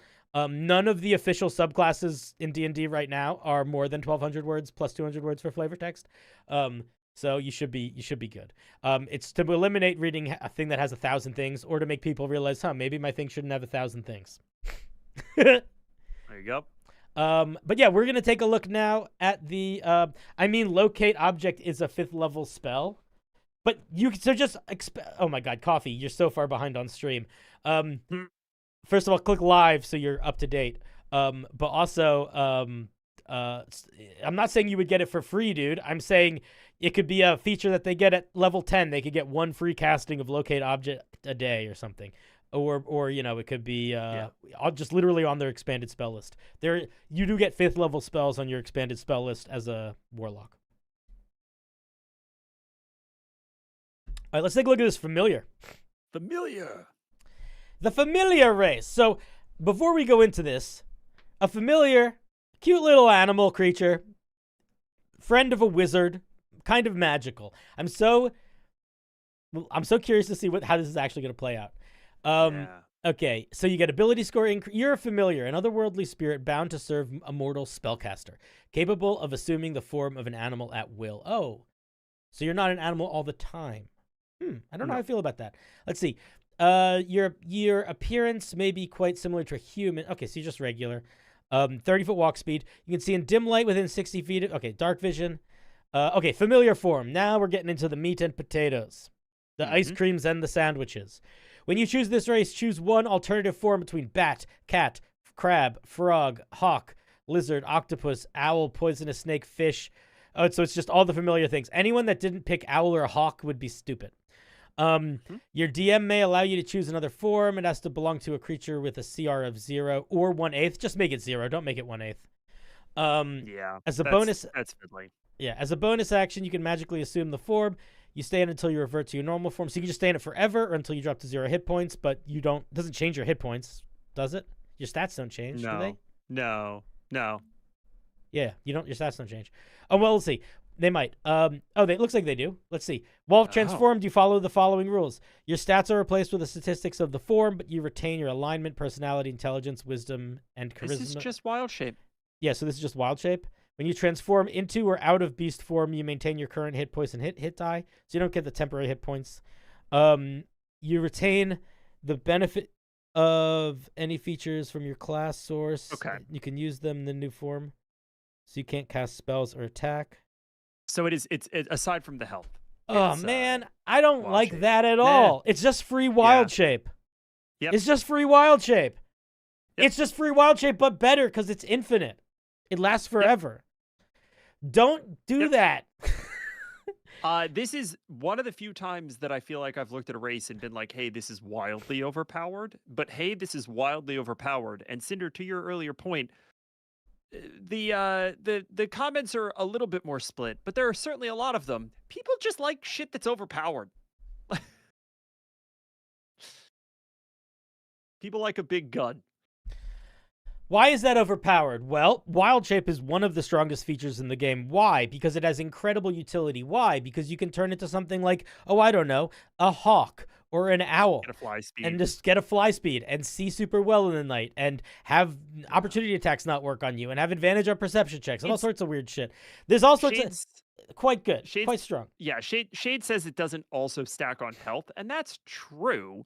But the health is not the only thing that matters with wild shape. It's a big part of it for sure. Shade's it's not the only thing that matters. Oh, it's not overpowered to be able to turn into only a frog, but that would be you actively deciding to pick one of the weaker options.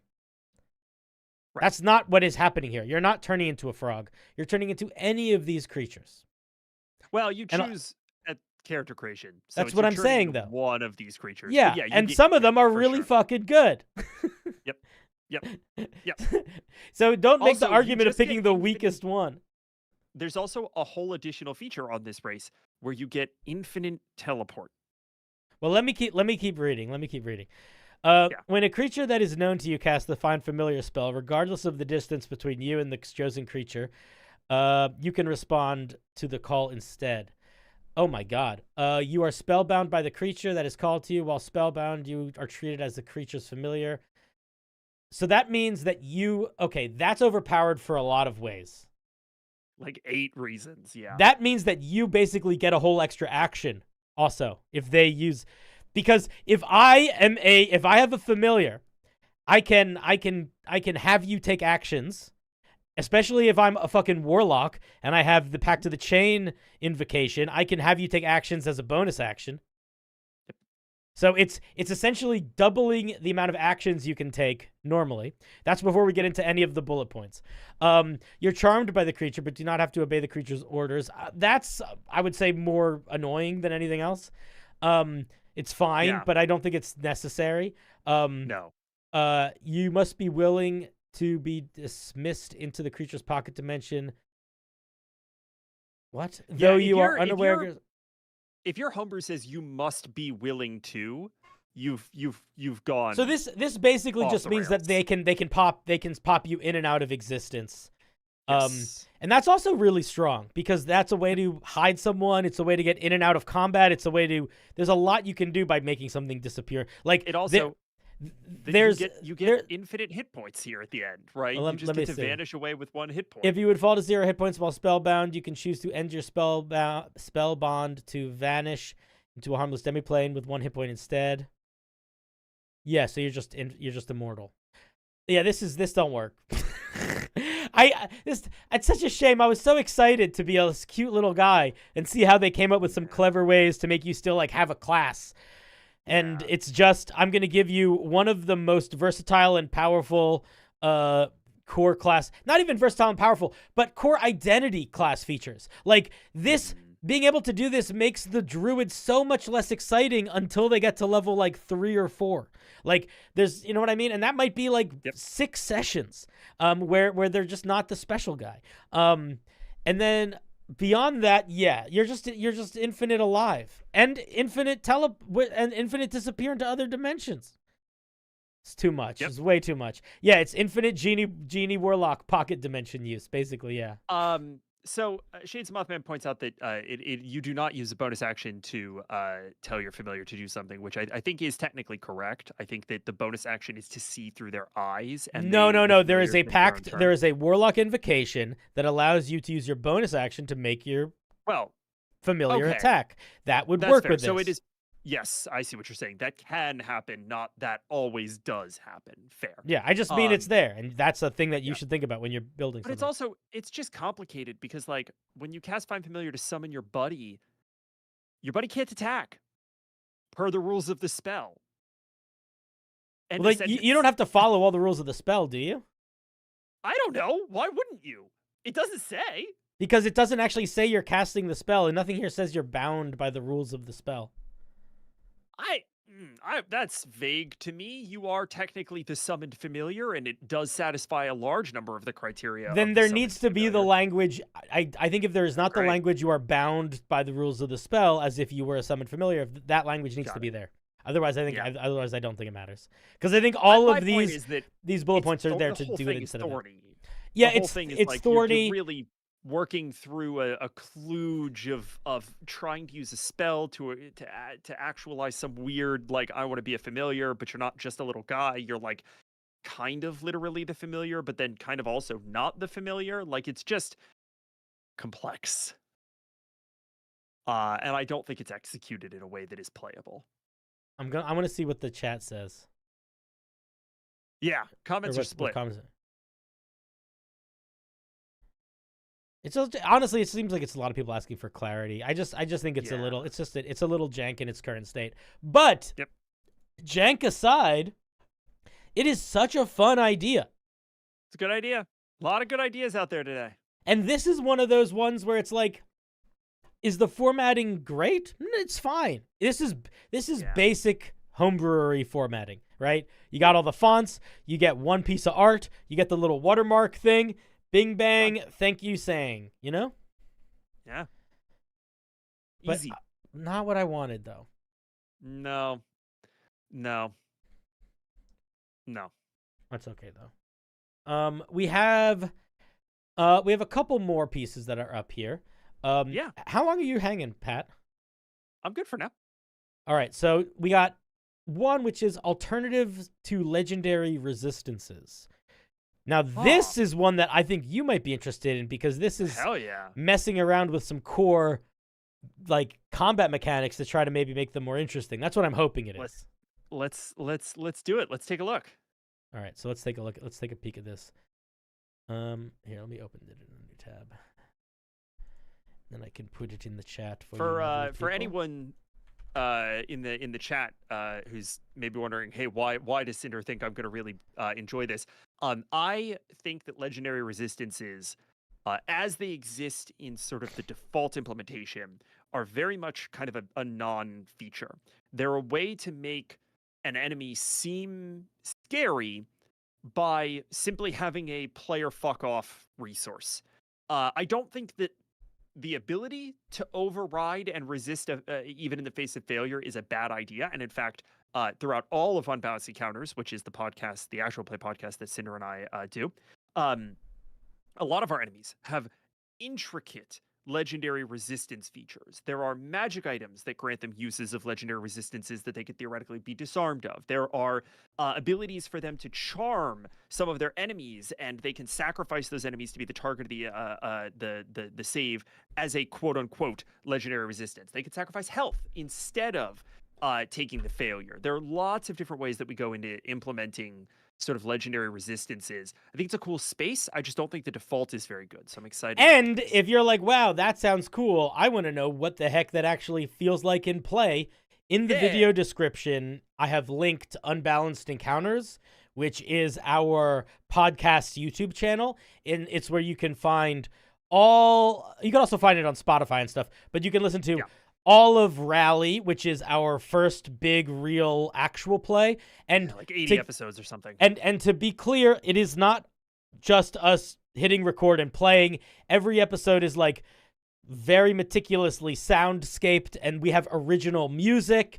And it is a beast. And it is basically, I describe it, if I'm trying to pitch it really quickly, and it's the whole story's out, so you can just listen to the whole thing. If I'm trying to pitch it really quickly, it's a Studio Ghibli meets Gravity Falls vibe campaign.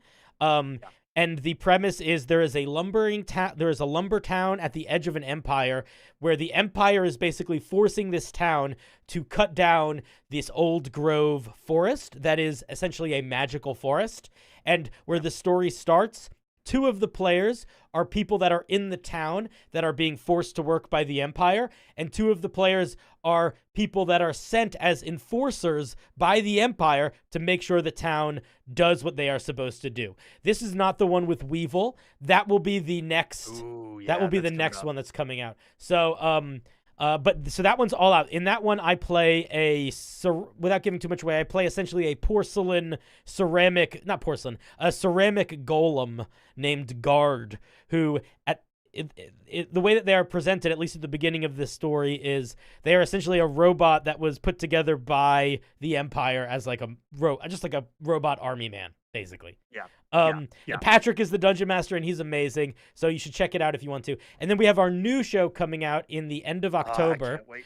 And it is called 28th. The Misfortunate Four. It comes out on October 28th. And we are going to be doing live listen-alongs on YouTube in the same way that people do like premieres. So we will be hanging out in the chat when we go live and all of that. And Pat is just a great dungeon master. I gotta push this for the Misfortunate Four, because if you're just getting on the Unbalanced Encounters train, first of all, welcome. But if you want to start with the Misfortunate Four, which is a Western vibe, and it's a tremendous amount of fun, Cinder hasn't heard it yet. And you're like, what do you mean? Cinder was there. When Cinder says that we edit the hell out of this show, we edit the hell out of this show. And there are small scripted elements that are added at the top and end. It's all sort of beautifully orchestrated. We have custom music that's layered in. It is a tremendous production, and none of the players for the Misfortunate Four have heard the final product yet. They're going to be hearing it live with you on YouTube if you join the live listen-alongs, and you're going to get to see their actual genuine reactions. It's going to be a fucking blast. You did not miss us doing homebrew reviews. We're still doing them. We're just taking a little break. But we have a trailer out now for the Misfortunate Four, which I thought I'm just going to show you because it's cool. So we're going to watch it. Oh, yeah, hell yeah. All right, you guys ready? Here's the trailer for the Misfortunate Four. You can see if you can guess who everyone's playing or what kind of characters everyone's playing. Hello, one and all, and welcome to another episode of Unbalanced Encounters, the only show that dares to ask, what if Delicious in Dungeon was yeehaw as hell? I'm your host, Pactrick Perini, and I am joined in the studio today by the illustrious Emily Graymore. Are you asking me how that's making me feel? You really need to stop fucking your therapist. Craig Pate, how you doing? If you want to have a discussion, I advise you unhand my employee. CinderBlocksally, hello! Granny, there's a dragon! I was right! There's a dragon! And Caustic Phoenix. Listen, you don't have to work here. There aren't no heroes in the mud.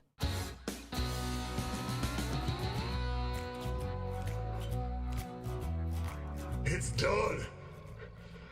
After 1,000 years, it's fucking done!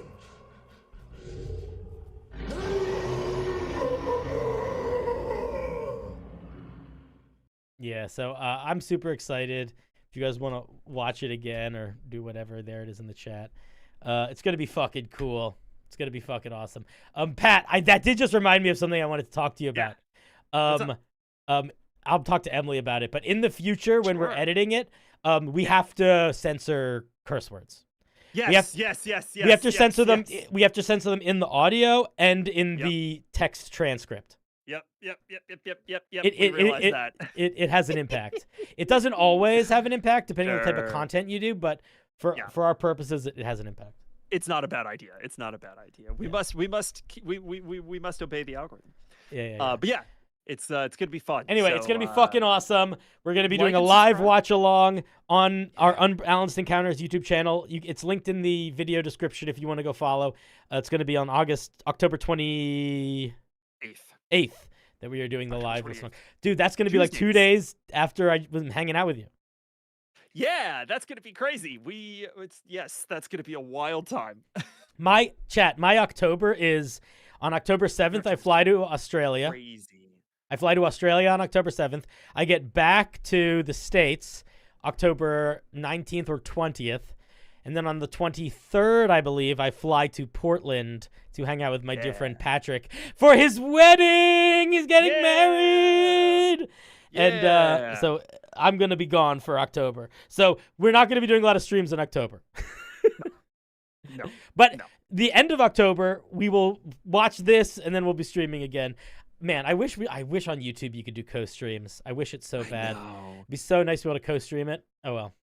I mean, listen, we could look into figuring out how you could just broadcast the audio. Like, I'm sure there's something we could do.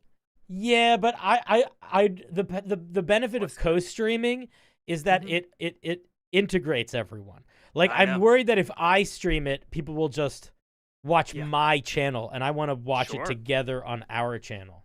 I hear you, man. Does that make sense? Yeah, we'll look into it. We'll see if we can do something with it. All right. If anybody in the chat knows how to hack YouTube, Let's look at these alternatives to legendary resistances. I'm gonna read this paragraph because it looks like it's just thinking about their design headspace. If it seems like it's Yeah. not, I'm gonna skip it. Legendary It's easy to resistances are a necessary evil. Without them, any big bad boss is never more than one bad roll away from being turned into an oversized punching bag, which isn't fun for either the DM or the players. Yet every major antagonist having the same 3 free passes gets tedious over time, and debuff focused characters always having their abilities nerfed in the same way can was feel this bad. what I just said? This is what I just said a minute Listen, ago. sometimes let him cook. Who sent this? I got to remember to check. Puzzle Boxed. Let Puzzle Boxed cook. Listen, cook away. The following are a list of ideas to shake things up. Largely, they should be able to swap out for legendary resistances without much work. That last bit, if it's true, is also one of the best things you can do when you're making D&D homebrew, making it not much work. When things are not much work, it's very good. It's ideal scenario. Yeah. All right, let's see what these things do. We have Legendary Rejuvenation.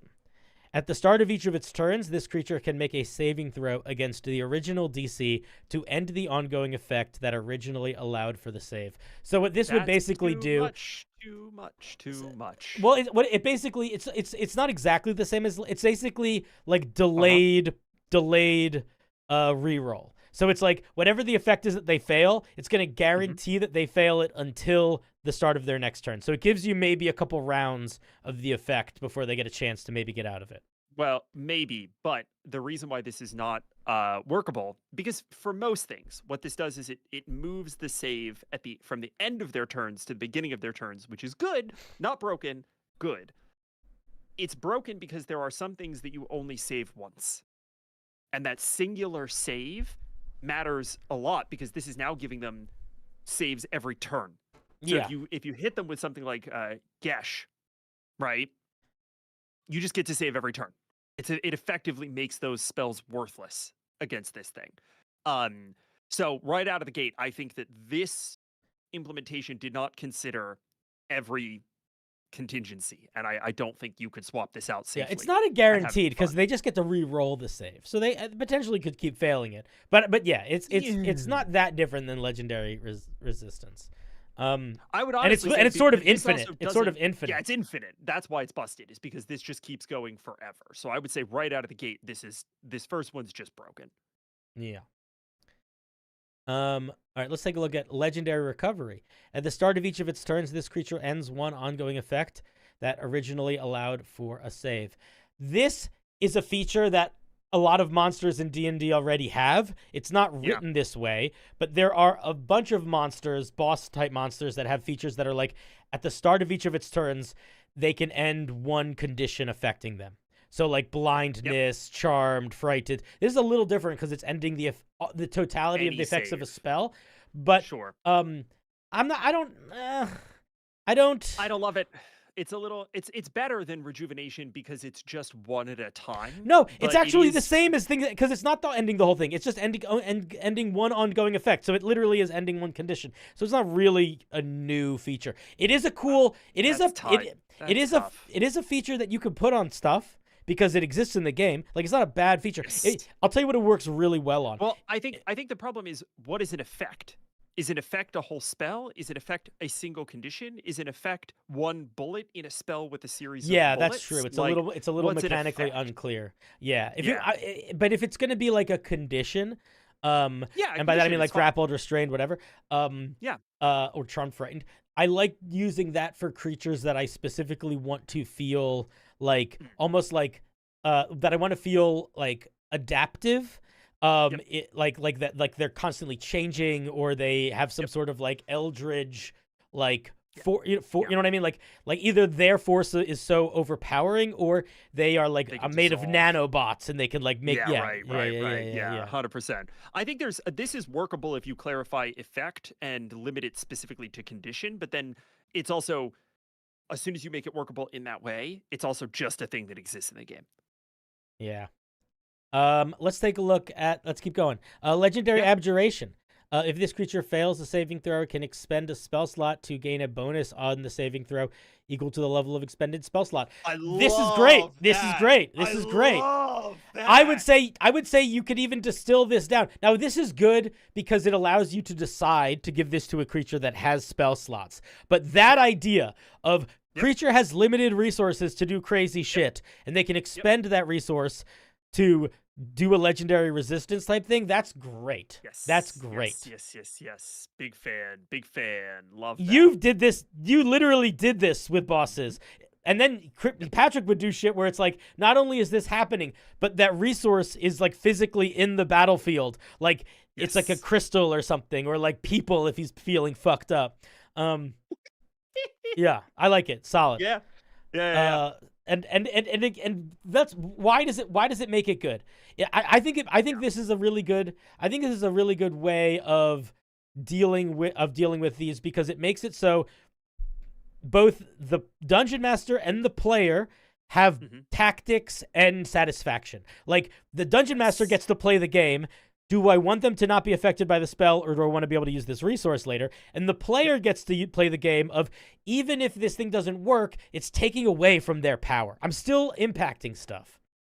Yeah, and like fundamentally, much more so than just legendary resistance. Like I'm taking away from them. Yes. Fundamentally good game design, especially within the arena of D&D, will always have you make a choice.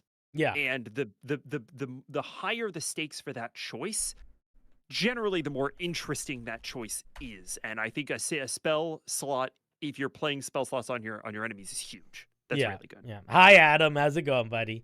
Guys, I think tomorrow on stream, I'm going to be doing some D&D homebrew review, and then me and Adam and maybe other people, maybe Zach Speaks Giant, unclear, are going to play Vermintide, and we are going we're going to slay the Skaven, and it's going to be hella fun. Hell yeah.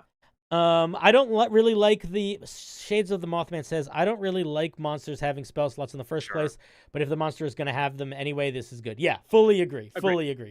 Full send on that opinion. Spell slots can be fiddly, but if you're going to put them on a monster, this is a cool thing to do with them. Yeah. And you could even just do the thing that they do now, where monsters have some spells that they can only cast like 3 times a day, and you can just make it, okay, this is going to take one of those castings away. I also would say that, like, if you're a GM that's out for telling one of the most interesting stories, let your players counterspell this. Oh, that's a cool idea. Yeah, it's got a spell level. So this is how you would do it. You would say, you cast Hold Person on the boss, and you watch as some of the magic coming out of their spellbook sizzles to negate the effects. But then you look to the player that's the bard or the wizard or whoever, and you say, make an Arcana check.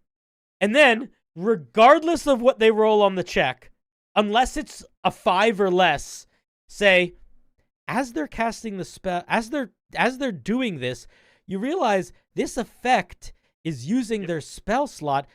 It's essentially a spell. It could be countered. That's how you do that. And it makes it, and by having the player roll the Arcana check, it actually makes them feel like they are doing it, even though you're just telling them. Yeah. That's sick. All right, we got a winner off this list, and I think that makes the list worth it. But let's seriously, I think there's a couple that are good here. I honestly, all of these seem interesting to me to be put on monsters. I don't know if I like all of them as replacements for legendary resistances. Sure. That being said, I don't really like legendary resistances either. So I think they're all just interesting mechanics. Like, to me, this isn't necessarily here's alternatives to legendary resistances. This is just here's cool shit you could put on a bunch of different types of monsters. Yeah, sure. That's all right. Let's take a look at a legendary. Which one did we look at last? Abjuration. We did Abjuration. So let's look at legendary tenacity. If this creature fails a saving throw against an effect with a duration other than instantaneous, it can choose to succeed instead. This is just I don't like this one. This is just legendary resistance. Well, kind of. If it does reduce the number of legendary actions it can make by 1 for 1 minute, I don't want to have to keep track of that as a dungeon master. No, I don't like that. Me neither. I think that one's a miss. It's okay. Sometimes we hit, sometimes we miss. Do you have thoughts beyond that on that one? I think if you want to do it this way, instead give them a legendary action that is make a save against an ongoing effect. Yeah. All right, let's see legendary renewal. And legendary renewal is X times per day. I don't think you need to make anything that with bosses. I guess like X uses, but whatever. As an action, legendary resistances are that exactly, right? They're 3 times a day, effectively. Yeah. As an action, this creature can end all ongoing effects that originally allowed saving throws affecting it. I hate this language of originally allowed saving throws affecting it. You got to find better language than that. Being incapacitated doesn't prevent this creature from taking this action until the end of its next turn. The creature has advantage on all attack rolls, ability checks, and saving throws. That's just way better than legendary resistances. Oh, it's an action. Yeah, it's an action that's basically like, I'm going Super Saiyan for a round. It's fine. I don't love it. Yeah. I'm going to be honest. I don't think this replaces a legendary action. I think it's just an ability. It's an ability. I agree with you. I also think it should be once. This is, to my mind, this fits into the MCDM style of like a boss action, where an enemy that has the ability to dig deep and overcome can, regardless of incapacitation or any number of effects that are on it, just shrug those off once. Right? Here's my problem with this. Big cinematic Super Saiyan moment, yes, you are so right, and it is a boss action, and that is making me realize I know what my problem with this is. If the goal of this document is to create alternatives to legendary resistances, the alternative that we get from legendary renewal is the exact same as the alternative we get for legendary rejuvenation. They are both fundamentally doing the same thing, which is that you fail for a shorter amount of time. Yes. That's all. They both would be starting at the creature's next turn. Like they both essentially one is an action and makes them stronger, and one just automatically happens. But they both a limited resource, which you would theoretically want to build up. But you'd fundamentally, want like a bunch of stuff to go wrong. But fundamentally, they feel the same to me in that they're both just taking legendary resistance and pushing it back a couple rounds. Yep. Which I think is fine, but I don't think we need more than one version of that. I'm gonna be honest. So far, legendary abjuration is the only replacement for legendary resistances on this list. Yeah, I agree. Everything else is more like just fun new features. Legendary immunity. The creature is immune to the following conditions when they are inflicted by a spell or feature. Weird language. Everything? That's everything. Everything is inflicted by a spell. Frightened, incapacitated, paralyzed, restrained, stunned, and unconscious, and its movement speed can't be reduced. It's everything other than charmed. This is just immune to everything other than charmed and grappled. That's true. I wonder if it's just not. I wonder if Charmed and Grappled aren't on the list because they forgot. This makes no sense to me, but okay. I mean, it's basically okay. I think I mean, I'm chat. I don't want to read this anymore because they are all starting to do the same thing now, which is they're all just different ways of making you resist the effects of spells in the same way that legendary resistance does, just in more complicated ways. Yeah, the next two are literally the exact same thing, except they're different sublists of conditions. Yeah. So all of these, I would say. Here's what I would say. Take Legendary Abjuration, Pat. I think you're right. Legendary Abjuration, legit alternative to Legendary Resistance. Legendary Vitality. Legendary Vitality. I've used this one in the past. This one's also very good. The very last one. If this creature fails a save, it can choose to succeed instead when it doesn't. Charge complete. Oh, chat just got jump scared. Sorry. If this creature fails a saving throw, it can choose to succeed instead. When it does, it takes XX damage. This damage can't be reduced or prevented. Yeah, I agree. Similar vibe, except it's taking a different resource. One is the life, one is the stuff. Yeah, two on this one. And I think the reality is just like that is the only other way to gate legendary resistances. You either make it a resource pool on its own, or you give it a resource pool from something else. Yeah, that's it, right? But all of these other things are fine. I just would make they're them just not legendary resistance. Yeah, and some of them feel like you're really running in a circle to try to get to the point. Like some of these, I think, are cool features, but like legendary immunity, that just feels like you're trying to dance. You're trying to dance around something. It doesn't actually like if I took this feature and just put it on something. There's so many other ways that I could express basically the same mechanics for all intents and purposes that would just be simpler. Yeah. I agree. Anyway, who sent this? This was Puzzled Box. Puzzle Boxed, excuse me. Puzzle Box. Let's give them a little round of applause. Noble effort. I regardless of success here, this is one of the most valuable aspects of the Unearthed Arcana, which is people sharing legitimately alternative game mechanics that will dramatically impact the way your game feels. That aren't just colorful, shiny new toys, but they are like fundamental game mechanics differences. And I love reading these because it does make you like think about game mechanics. I don't know, it makes you like reflect on it more, or makes me, you know? Yeah. Core rules should be malleable, especially when they are not always the best designed, right? Like we should be scrutinizing the original design decisions when we think we have something interesting to say. Yeah. The next one is by someone who is. The next one is actually by the person who wrote the K-pop Demon Hunter one. We could look at it. We could skip ahead if you want to. Either I'm happy to do either. We got. It's one item. It's extremely short. All right, let's take a look at it. Yeah, we'll see if we can get a little bit of a redemption arc going for Inspired Arcana on this show. Yeah, dude. It's true. I mean, look. They were going for it. Okay. I still hate this format. You know why they do this format? Because it forces you to more actively engage with their Patreon to get the PDF, which I accept, but I don't. Listen, we are all trying to carve out our pound of flesh, my guy. We gotta do what we gotta do. You know what I'm saying? I know what you're saying. Well formatted, nice art. Yeah. All that's solid. Can I give you? This is a piece of feedback in case this person watches it. Tighten this banner below. This banner does not fit the quality of the symbol above it. No, the shadows are getting weirdly clipped. You obviously cropped out some space behind the shadow to put the title in. It's too long. It looks stretched. It's pixelated. It's not good. Yeah, exactly. This is called Mask of Crows. Really cool name. Really cool art. That's going to do a lot to make somebody click on a thing anyway. Who doesn't love a fucking crow? Mask of Crows is a magic item favored by assassins, spies, granting its wearer supernatural silence. Additionally, it allows its wearer to manifest dark winds. Blah, blah. Okay, this is all just flavor text. What does it actually do? Yep. It's a rare item. Looks like it doesn't require attunement. Is that correct? It does require attunement. Rare requires attunement. Oh, I missed that. I'm being dumb. And I like that they gave a suggested gold value.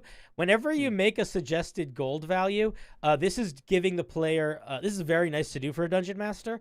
And it's hard to do because everyone has different understandings of how much gold should be in their game. Like, if on an average adventure your players end it with like 300 gold, you're going to price your magic items differently than if they end with 3,000 gold. Because it's you know what I mean? So it's hard to judge. Does the game not give prices? Is The that something new- that I'm I just don't- now I used to haven't- from Daggerheart? I haven't looked at the new. I mean, for the basic items, not for magic items. No. I haven't looked at the new Dungeon Master's Guide or Monster Manual, so maybe there's stuff in there, but the not in the player's handbook as far as I know. Got it. Well, let's look at this. Let's look at this mask. We got a couple spells going on. It looks like. I would say that the spells probably needed to come first in the order because they are referenced by the earlier features. Let's see. Let me see what we get. Dark Wings. When you use this item to cast the fly spell, large black wings. Yeah, we don't. So what the mistake that's happening here, to lean into what Patrick is saying, is they are describing what something does before they tell you that you get that thing, and that can be disorienting. Like if I say circular references. Yeah, like if I say, I'm trying to think of a way that like a real world example of how I could do this. Like if I say, I mean, like if I called Patrick, I'll put it like this. If I call my friend and I haven't spoken to them yet today, and I say, when you get to the store, can you pick up beans for me?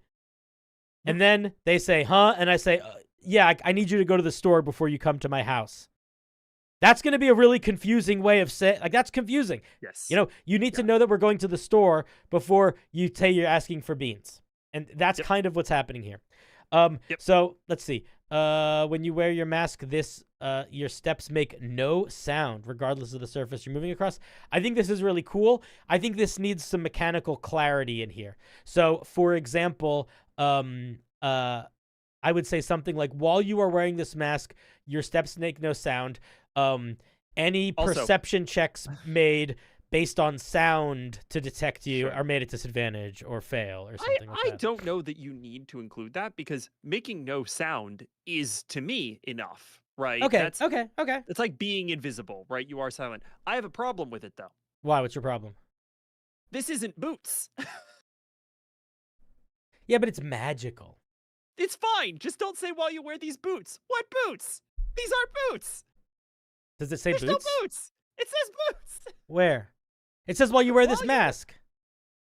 Oh, it says a different thing in the preview images on Reddit. Oh, that's funny. You know what that is? Because you can update a PDF. You can't update the preview images. Yeah, so somebody pointed out this earlier, and the one that I'm looking at, and they can't. Yeah, Yep. Funny. Okay, that's fair so enough. Funny. Let me take a look at. That's fine. Let me take a look at the spells. That just means that, you know what that means? That just means they're listening to feedback. They're paying attention. Yeah, it's good. That's that hustle. Looney Borg says, is there a specific channel to post a submission? I'm currently working on a new subclass for Blood Hunter and would love some feedback. We are not doing submitted homebrew today, or if we do, it won't be till later, but we probably won't. We are going to be doing submissions for homebrew tomorrow and throughout the week, but it is going to be based on winning in marbles. So I will not ask word count, and a subclass is going to be over the word count. Right. Yeah. Maybe not. We'll see. We'll see. But we're gonna basically be playing marbles to determine whose pieces we look at. And I'm not gonna ask you to submit your piece in the place in the Discord until we know whose it is, so it doesn't get flooded. But I do have a Discord that has a very active homebrew review section, and you can post your subclass there, and people will give you feedback. And the mods are pretty good at responding to making sure that like it is a healthy, positive interaction. But you are going to get feedback. Like it's not going to be, you're not going to get a bunch of people saying this is awesome. You're going to get a bunch of people saying, here's the 30 things that I think are not working right now.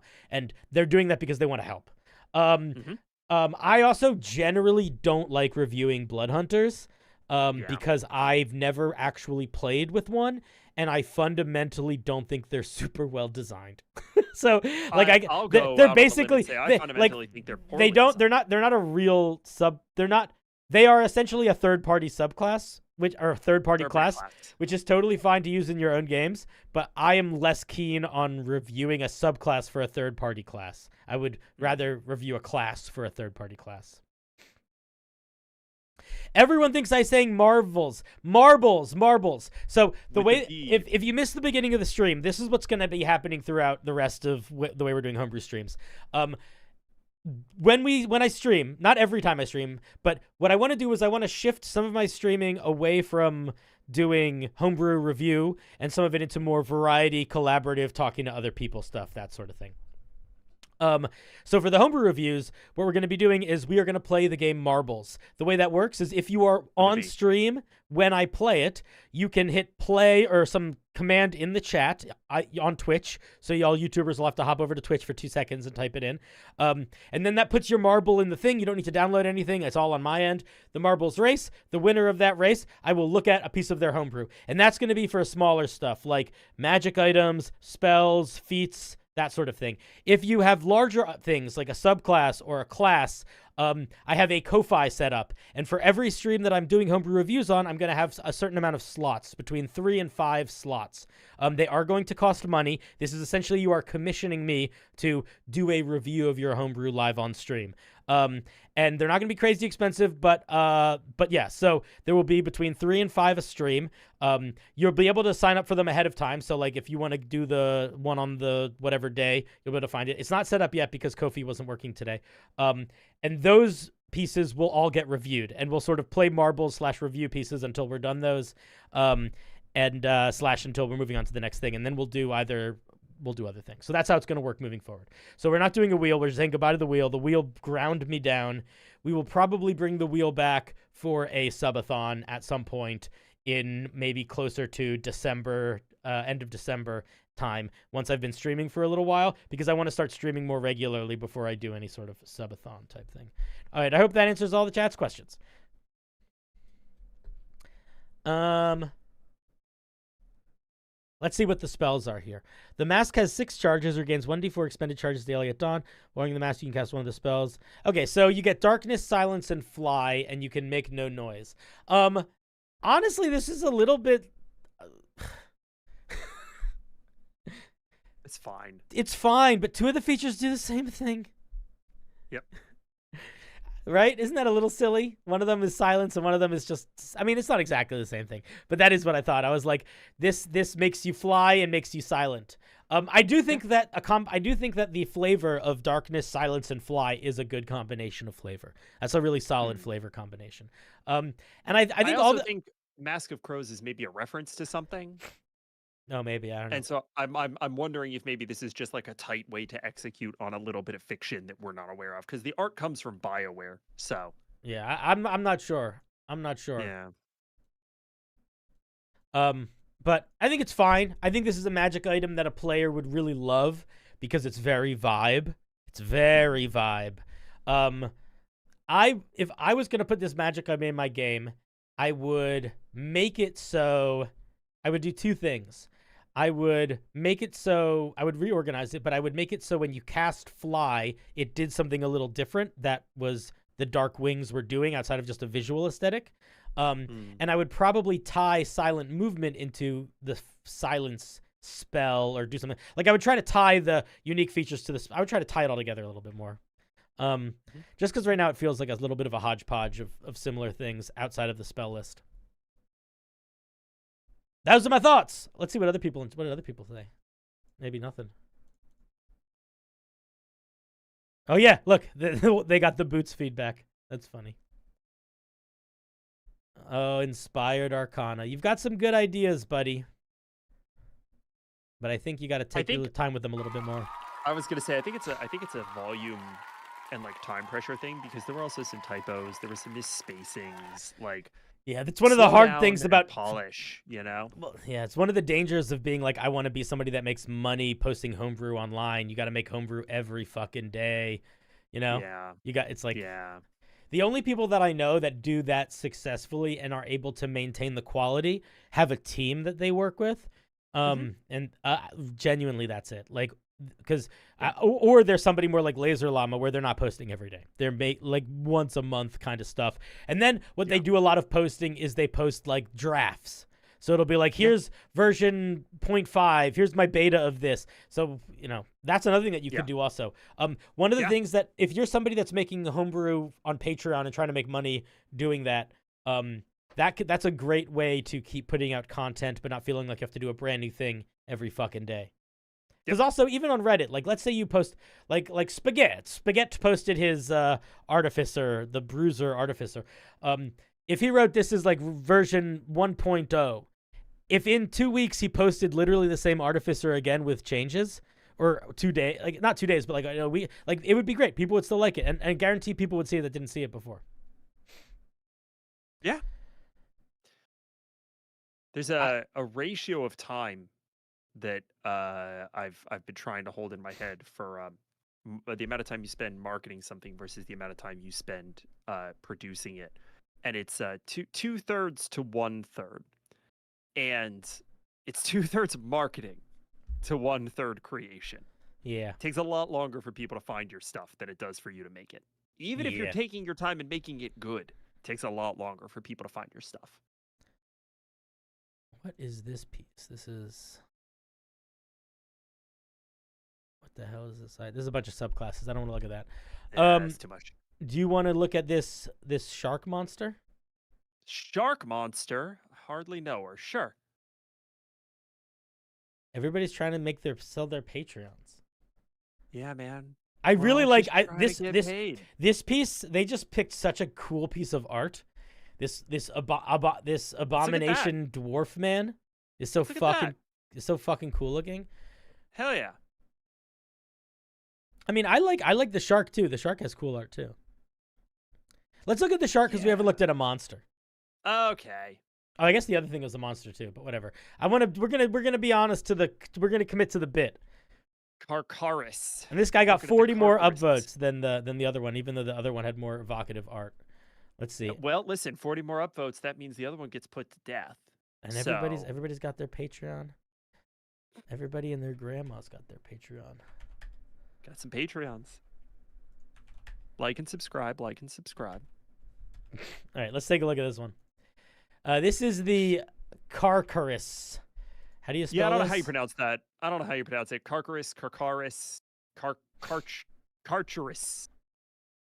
right. Carcharis. The art is awesome. Art's cool. Look at this. Just a friggin' Art's big cool. old crazy Void Shark. Streamweaver is a big creator team. Is this by someone? Is this Streamweaver? Is that who these guys are? It is Ariadne Stringweaver.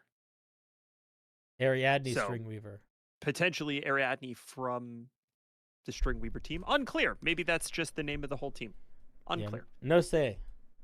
Okay, let's see what we got here. We got Carcaris. Big old shark guy. Large aberration, AC 15, hit points 110, 50-foot movement speed, 20-foot swim speed. What's its CR? CR 7. Fine stats. Sure. Let's look at the core features actually.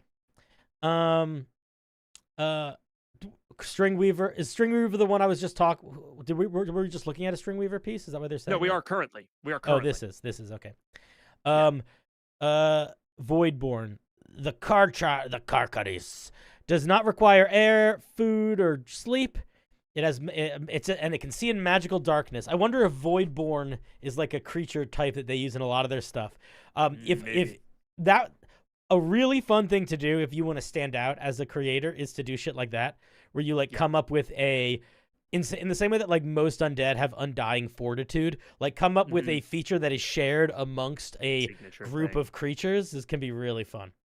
And the name Voidborn does suggest immediately that it is a creature subtype in this creator's sort of pantheon in their ethos. What I like to do if I get really in the weeds with that is in the creature name I would put in parentheses Voidborn, in the same way that like fiend in parentheses demon happens sometimes. Sure. Because then you can build mechanics that are literally like I could have a creature that is like this creature's movement, like when this creature starts its turn within 10 feet of another Voidborn, it gets something. You know what I mean? You can build all sorts we of did weird a little bit of that integration. in Waste and Wild. It's a cool thing. Yeah. I like that a lot. Scent of blood. I think this is just the shark's blood scent, basically. Yep. Blood frenzy is just the shark's blood frenzy. Evasion is just evasion. Predator's instinct. It cannot be surprised and has +5 to its initiative. It's a quick boy. It's got spider climb. So this thing can run, climb, and swim. Everything but jump. Keep those feet on the ground or in the water. Hemorrhage. A creature hit by the Carcachis.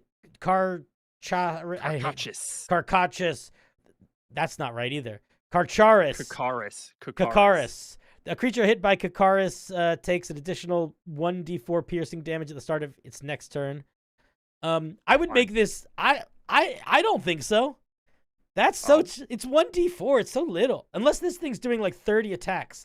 It's CR7. Well, let's see. You're probably right. I would make this. It's because it's not ongoing. It's literally just one extra just time. One turn. Yeah. True. Like normally it's 1d4 because it's like 1d4 each round until they do a medicine check or some bullshit. This thing probably doesn't do enough damage, broadly speaking, as I'm glancing ahead. We'll see. Does it have? It doesn't have any resistances or immunities either. It has a claw, which is a basic little 2/4. Thank you, very good, sir. It has a bite, also not much reach, 2d8 plus 4, and it can grapple and knock prone, so it can like basically pin you down with its mouth. That's kind of fun. Yeah. And then Maw of the Void. It attempts to bite into a grappled creature with the open maw in its chest. That's cool. In its chest? Oh, yeah, it has 2 mouths.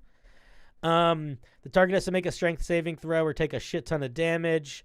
If the creature reduces 0 hit points by this attack, its body is disintegrated and consumed. And then it has reaction Blood Frenzy as a reaction to the creature that is... As a reaction to a creature that is not undead or a construct losing hit points, it can move up to half its hit points directly towards it. Oh, yeah, that's cool. I would change the language there, half its speed directly towards it, or I would just say like I would start with the trigger. I would say when a creature other than construct or undead loses hit points within 30 feet of this guy, he can move half its speed to move towards. Also, there's no range limit. I mean, no, but the range limit would be 25 to 30 feet of movement. So you're limited. No. You misunderstand what I'm saying. Yeah, the trigger. There's no range on the trigger. Right. Technically, the way it's written, this thing could just use this every round forever because there is always a creature somewhere in the world that is taking some damage. So there's got to be a range. Yeah, even if it's just a creature that it can see. Yeah. I think I would probably... Or 600 feet, scent of blood. I might even make it both, that it can see within 600 feet. I don't love the idea that it can like run through... I don't know. Maybe it would be fine. Actually, you know what? No, if this is a monster, I think it's just within 600 feet. I don't think it should be able to have to see them at all. I think because it's like smelling them. Yeah, I love that. I love that. 600 feet. That would be cool. I think that's really cool. I also feel like you could also not make this a reaction. A bonus action, maybe? How about this? Because it's not really time. How about this? I guess it's when it loses. What if maybe this would be a weird way of, I don't know how we'd word this, but what if it was like, you know how the spell Spike Growth is like when a creature for every 5 feet of movement they use, for every 1 feet of movement they go, they expend 4 feet or something like that? Yeah. What if it was like the opposite of that? Like whenever Carcaris moves towards a creature that is not at full hit points, every 2 feet of movement only costs 1 foot of movement. So they just have double speed when they're beelining it towards things. I think that is a different feature. It's a cool feature. But I think it's a different feature because this is specifically whenever something that isn't being targeted by this Carcaris, because this Carcaris can only do damage in melee range, loses hit points incidentally, the Carcaris can then move up to half its move speed in that direction. So it's a pack thing. Yeah. That could be kind of fun too. Well, the other thing is currently. Oh yeah, it's a pack as well. It's a. What do you mean? You think it's a pack thing now? Because they're all running as reactions. I see. Yes, it's a reaction toward something that it's not currently attacking because it can only attack in melee range. So yeah, or chasing something down or tracking something. No, because it's when that thing loses hit points. not just toward a thing that has. Oh, lost you're right. So it's like their buddy bites them, they use a reaction and run. I see. Yes. Okay. So your idea is a cool idea, but I think it is a It's little different. bit No, different you're what right. the- It's totally the different. designer is Totally intending. different. Totally different. Yeah. Here's the only It's other cool. thing that I would maybe change. Yeah. So right now we can do 2 claws and 1 bite or big Maw of the Void. But Maw of the Void is on a recharge. Yeah. Like, so Shouldn't be on a recharge. or make it a what if it was this? What if it was a bonus action, but you could only use it on a grappled creature? You can already only use it on a grappled creature. What if it was a okay, fair. Now let me rephrase my thought. No. You're right. You're Yeah. right. Because I had a different Yeah. thought a while ago and I forgot it, and I was wrong when I Yeah. entered back into it. I ran in wrong and misinformed, and I apologize. This is what my initial thought was. We're all learning. Yeah. In order for a mod, in order for these guys to get off their cool move, Mhm. they need to grapple you and maintain that grapple a whole round. Yeah. Which is tough. So, it is tough, but it's also, this is a really scary attack. Yeah. What I think that I don't love it being that much of a weight. And I'm trying to think about, like, what if, like, I almost feel like, what if it was this? What if they could always do Maw of the Void? It wasn't tied to being grapples. So they could just use their action to do it. Still, it's on a recharge. Sure. But if they do it to a grappled creature, they have advantage on the attack roll, and or the creature has disadvantage on the strength saving throw. Or you take, or literally even, or maybe even you take, like, or if you use it on a creature that's already grappled, you forego the attack roll and just do the strength save. So the idea being that if the monster is able to hold you, they get some, like, benefit, but it is still likely that they'll get this move off in a combat. Like, I don't, because Bob is saying that It's Bob never has gonna spent, happen. yeah, because Bob is saying they spent some time to talking to these guys, being like their monsters' attacks were boring, and he feels like they hurt him. And I hear you, but this is still going to be boring because we're not going to get to Maw of the Void that often. Yeah, I'm gonna be honest. I have 2 things that I think I want to toss on the pile here, because I hear you and I think you're right, and this is the right place to potentially tune at a low level.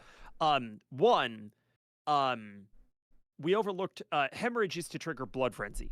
Mm-hmm. So hemorrhage is so that they automatically take damage even if they leave your threatened area, right? Yeah.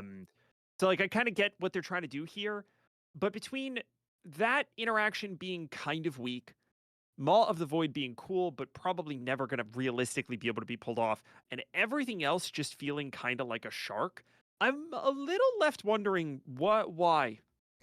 What is this thing? Void shark. Okay, but, like, why? Here's what I would do. Why can't I just reskin a shark? Well, here's what So here's what I would do. Yeah. I agree to a certain extent. Sure. I think they just didn't push it far enough. I think Voidborn, like, take the Voidborn feature and do lean more in that direction. Don't just give this thing evasion, which doesn't feel magical. It kind of is a little magical, but it doesn't feel magical. But you could make them, like, what if they could be ethereal when they moved? What if, you know what I mean? Like, there's other things that you could do that would sort of be evasion-y, that could be a little bit more aberration-y, a little bit more cosmic. And also, like, why does it get spider climb instead of like a hover speed, right? Like, I mean, I don't even know if it needs spider climb at all. Yeah, and again, not that any one of these things is bad or wrong. They're all great. It's just the sum total is a little less than its parts, right? I'm left wondering, like, what is this thing other than one big disintegrate bite move that it might get every 2 combats, maybe? I mean, there's some stuff in here. There's potential for it to be like a tracking, chasing monster. There's a little bit of, like, spooky, scary, because they can see through magical darkness. That's a very powerful thing to be able to do, especially if it's like you're not expecting it. Like, I see potential in here. Like, if I had to use this monster in a combat scenario, I think I could, and I think it would be very fun. But I also think that it would be largely very fun because I was putting in the work to make its mechanics work cleverly, as opposed to me being inspired by the mechanics to make it work. Exactly. If this thing is if this thing is built to be a cool minion where there's like a dark wizard that has 6 of these on leashes and is blipping in and out of existence, taking magical darkness with them, and then creating a terrifying environment in which to have a specific encounter. These things are great. These things are cool. But we don't have any of that context. It's just what it is on the page. And what's on the page is not, like you said, terribly inspiring. Yeah. And so my feedback would be like, you could push this to be more of what it wants to be. Pretty dramatically, I think. And Maw of the Void is probably the place to start. But I think in every And Voidborn.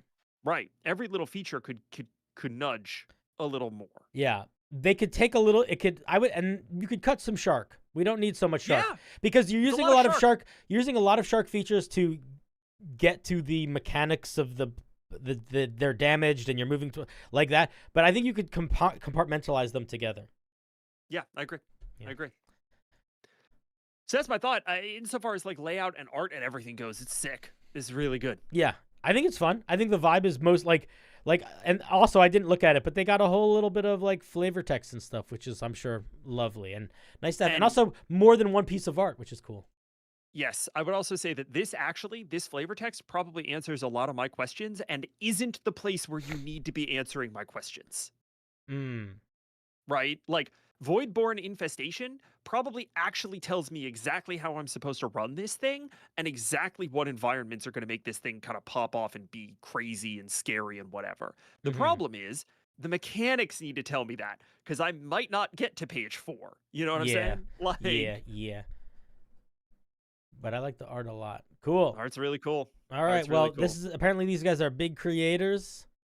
So big deal. Thanks for sharing.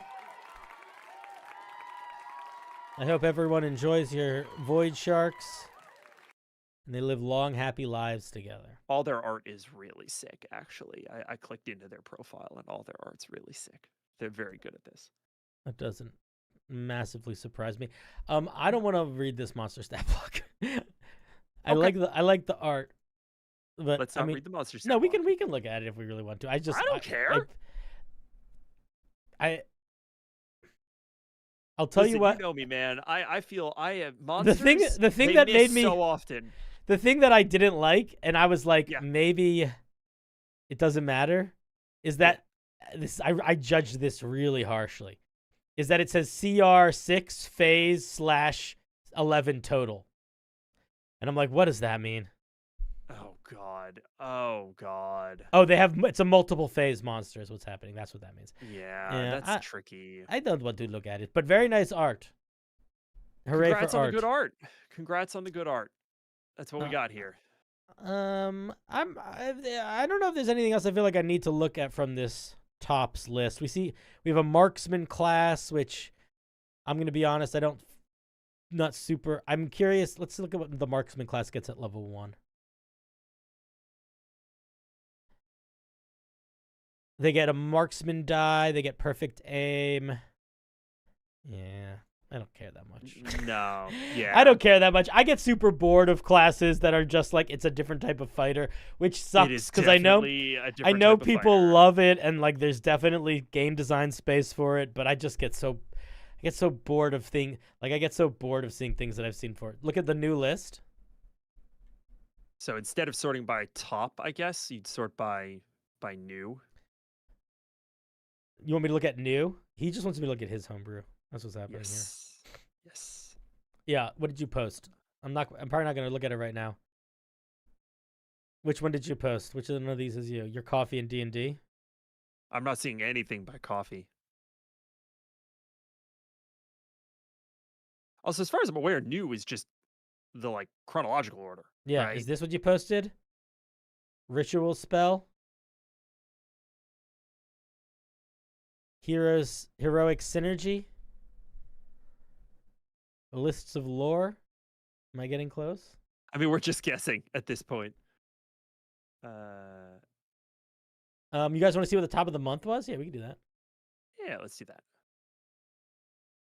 Loaf list? Loaf list is not one of the ones. Loaf list is not posted right now. So either you got shadow banned or you didn't post it in the right spot or it's still waiting to be approved or any number of things. Text only. Brother, I don't know what to tell you. Okay. Is this it? All right, I'm not going to read something that's text only right now. And I'm also, it's not the top. Okay, here's Coffee and D&D. We'll do this. I will only look at this if you are comfortable with me being completely 100% aggressive.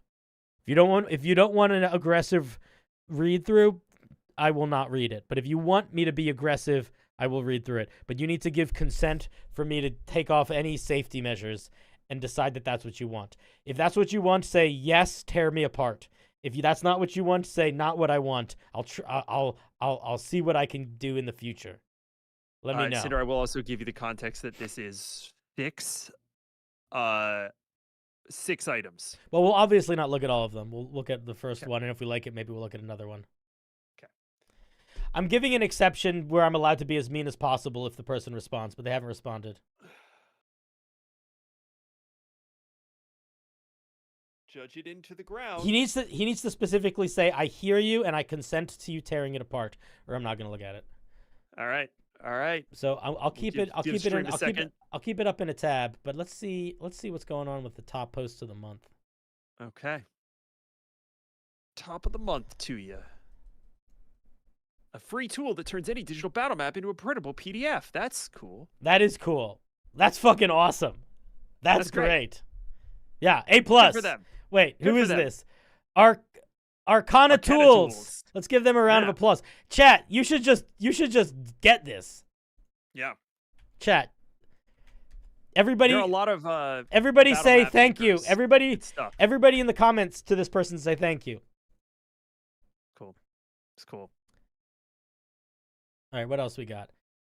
Top in the fucking month stuff. is this one. It's the top of the month. Yeah, Brutewright. That's cool. Spaghetti. Well done.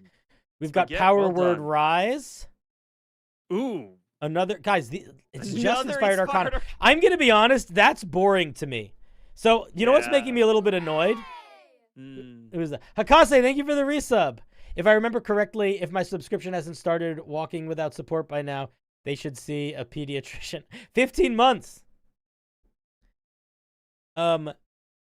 It's the tops are the same fucking people.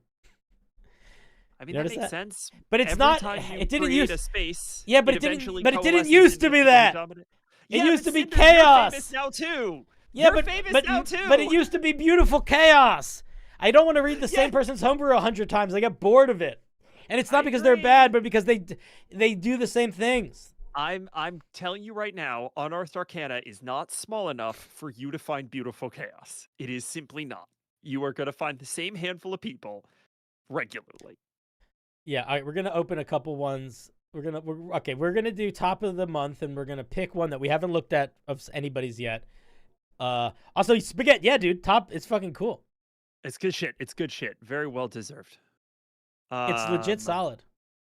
I don't want to look at okay, there's a Bardic Canto spellcasting replacement. Hey, Cinder, do a there's an non- alternate monk. You want to look at the alternate monk?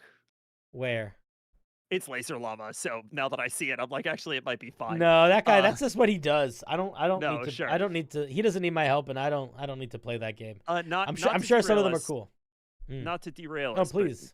Coffee did post in the thing. What did they say? I can hear you. and sense and consent to tearing it apart. Okay. Okay. If anybody's looking to do clips, if anyone wants to make clips of me raging, Get that clip get your button clip button ready. First of all, this is the most fucking annoying way to send a magic item. No one will like this. You got 4 upvotes. Those are pity upvotes at best. Put a little bit of effort in so that it makes people feel like you actually wrote something and didn't just type something randomly in a note or Google Docs and type it up. We need a little formatting. You're making me do work. I need to copy paste this shit into stuff. Don't do that. Give me something with some fucking formatting. Making something with a text document is a fantastic way to shoot yourself in the foot.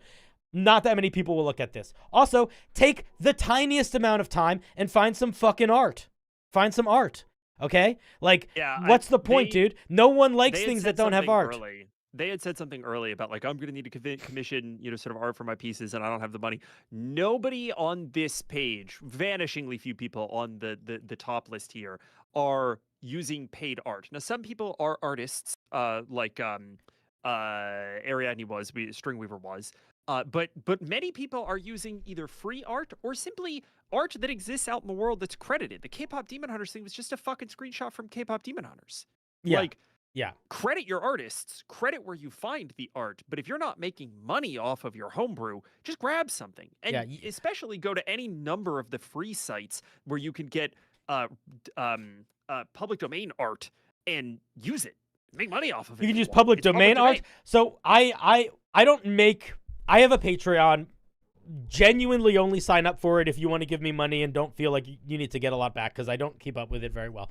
But when I was posting homebrew on it, I just post homebrew as documents because I feel like if you're gonna use it, you're gonna use it.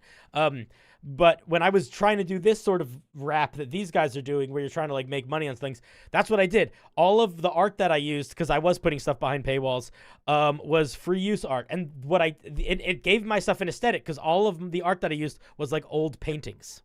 So I found like old paintings that hit the vibe, and it made it so my stuff had like a look for a little while. It was fun. Yeah. And that's probably not going to be enough to get you to do this professionally, but like, boy, howdy, is there a lot to learn between where you're at and doing this professionally that is not gated by you doing custom art. Yeah. Also, again, if you're not paywalling it, you can just use literally any Magic card art from any Magic card that ever existed, and they guarantee you there's something close to what you need. Let's take a look at some of these things. We're going to go fast through these because there's not going to be too much to say about any of them because they're pretty short. We got an uncommon dagger. The dagger has been carved from phosphorus from heavy yellowstone and leaves a trail of yellow dust behind when it's swung. On a crit, you deal 1d8 poison damage, 2d4 fire damage. So, that's all it does. I have two thoughts. That's mostly fine, but it also is a pretty boring magic item because it is not one that the player has any agency in doing anything with. I see this a lot where people make magic items where they do a thing that happens when you crit, and I think that's fine, but it's so much better if you give them something else. Like, you know what would make this a great item? Drop the poison, keep the fire, and then make this item also allow you to light and snuff out campfires or something like that. You know, give you like a weird little non-combat fire power or something. But when something's just relying on crits, it's like, okay, maybe it happens. I'm gonna push on that because I think that would make it a good magic item. You know what would make this a great magic item? Leave everything the same. On a critical hit, you deal 1d8 extra poison damage, and at any time, you could choose to do 20d4 fire damage, destroying the dagger. 20's too much. It's an uncommon item. Oh, well, whatever. You pick a number, right? It wouldn't be uncommon to make it interesting. You can't. It's just that. I think to make it interesting. But it's made of phosphorus, so the idea would be that the dagger literally explodes. I think I would make it 6d4. I think that would be reasonable, or 5d4. Totally. But the number's immaterial. The point is that you give us a trade-off. Yeah. Destroy the dagger, do the thing. Yeah, exactly. And it keeps it so it's still, they could use it forever and do the random risk reward, but they won't. Okay, we're gonna look at and you know what? That was actually a really nice real review. We weren't mean. And this person got a review for asking nicely, and we're not gonna look at the rest. I think you got a lot of info there, buddy, and I hope that was helpful. Are there any other things we want to look at in here? I scrolled. I didn't see anything that was really jumping off for me. It's some feats that I don't care about, some alternative classes that don't mean anything. Another Vecna, who cares? You're being so down. You're so down on mutant. The mutant class. Yeah, it's a lot of classes is what it is, and that's part of it. Not that there's anything wrong with classes. We just don't want to do that right now. There's a Gambler Rogue, if you want to look at the Gambler Rogue. No, I've seen too many. I'm wondering if people are posting on this website less than they used to, or there's just less people frequenting it, or maybe there's more people posting, less people hanging in it. Yeah, I'm not sure. I'm seeing a lot of posts. Yeah, I think it's probably just got the same problem that every established community has, which is it's just harder to break through. So you're going to get a lot of noise at the bottom, and you're going to get a lot of high signal consistency at the top. Yeah. And that high signal consistency is not always the most interesting. No, but it's nice here because you can just scroll past it. You don't need to read it if you don't want to.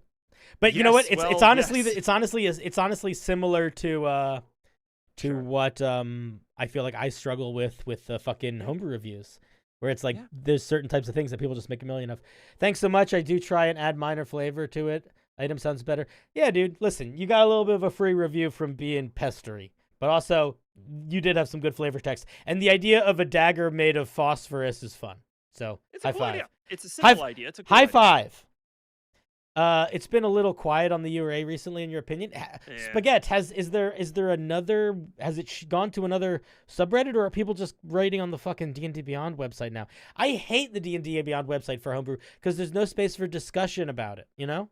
Like, there's no room to be like, there's no peer review. I need the peer review. There are comments on D&D Beyond. I just don't know that anybody actually uses them. And it's not a forum system designed well for like replying and upvoting. Like, also, there's something to be said about D&D Beyond has become harder and harder to navigate as they split the rule set and they put more things behind paywall and like. Yeah. I don't know. I've just not been having a good. I haven't used D&D Beyond in almost a year. Like, it's just not a good platform anymore. What are we gonna do with our lives? This is an interesting question because not to derail us from the sort of D&D homebrew. Oh my God, but, Patrick, derail me. We've been talking about Daggerheart for a little bit, and a lot has happened since those conversations, right? Like, Daggerheart kind of came out properly and everybody got a hold of it and some stuff happened and people have been playing it, and then Critical Role decided not to use it. Yeah. But it's still a good game, and I'm curious. You're playing. There's a small part of my brain that's You're playing it right now. So I am. Do you have Pat? Can you DM me that Excel sheet you made? Oh yeah, sure. We can just show people what we were talking about. Yeah, for the domain thing. Let me find that. For anybody who's not super familiar. Yeah, you want to talk about either one? Do you want to lurk while I explain, or you explain while you look? Okay. I'll look. So Daggerheart is the new Critical Role system, and the way their classes work is pretty fundamentally different. You have very few class features.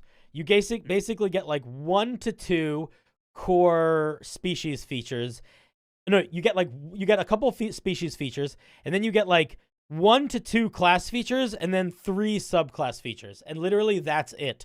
The other thing that you get, though, is every class gets 2 domains, and each domain is essentially a skill tree or a invocation list type features. Think Skyrim trees of power that you get access to, or like in Borderlands where you pick. It's less trees because they're not like you have to take this in order to take this. It is actually a lot more like how spells work in 5e. So it's like you get access to the wizard and bard spell list or the fighter and barbarian move list, right? Yeah. It's not exactly right, but it's a little closer to that because they're not that you don't need to like pick trees of like, oh, if I pick this first level domain thing, then it unlocks this second level domain thing. They're all independent. How do I gotta move this a little bit? Give me 1 second so people can take a look. Yeah, sure. But the cool thing is that each class is made of the overlap of 2 domains, effectively. So you're kind of building your own class with these abilities, right? Your subclass dictates a little bit of what you can do, but most of what you can do is dictated by your choice of your domain abilities, your domain cards. And each class is made up of 2.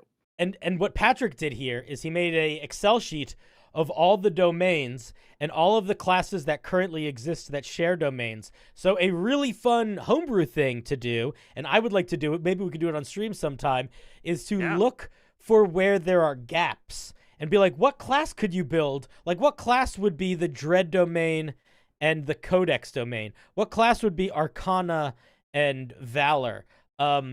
Like, there's so much...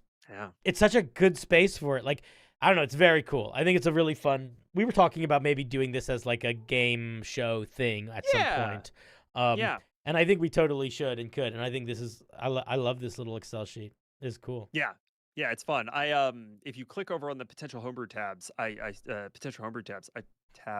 Excuse me. I started doing Oh shit. some of those to get like a feeling of like what that would look like. And theoretically, you can just fill this out. You can just have a class for every combination of 2 domains. And Yeah, I think it's interesting.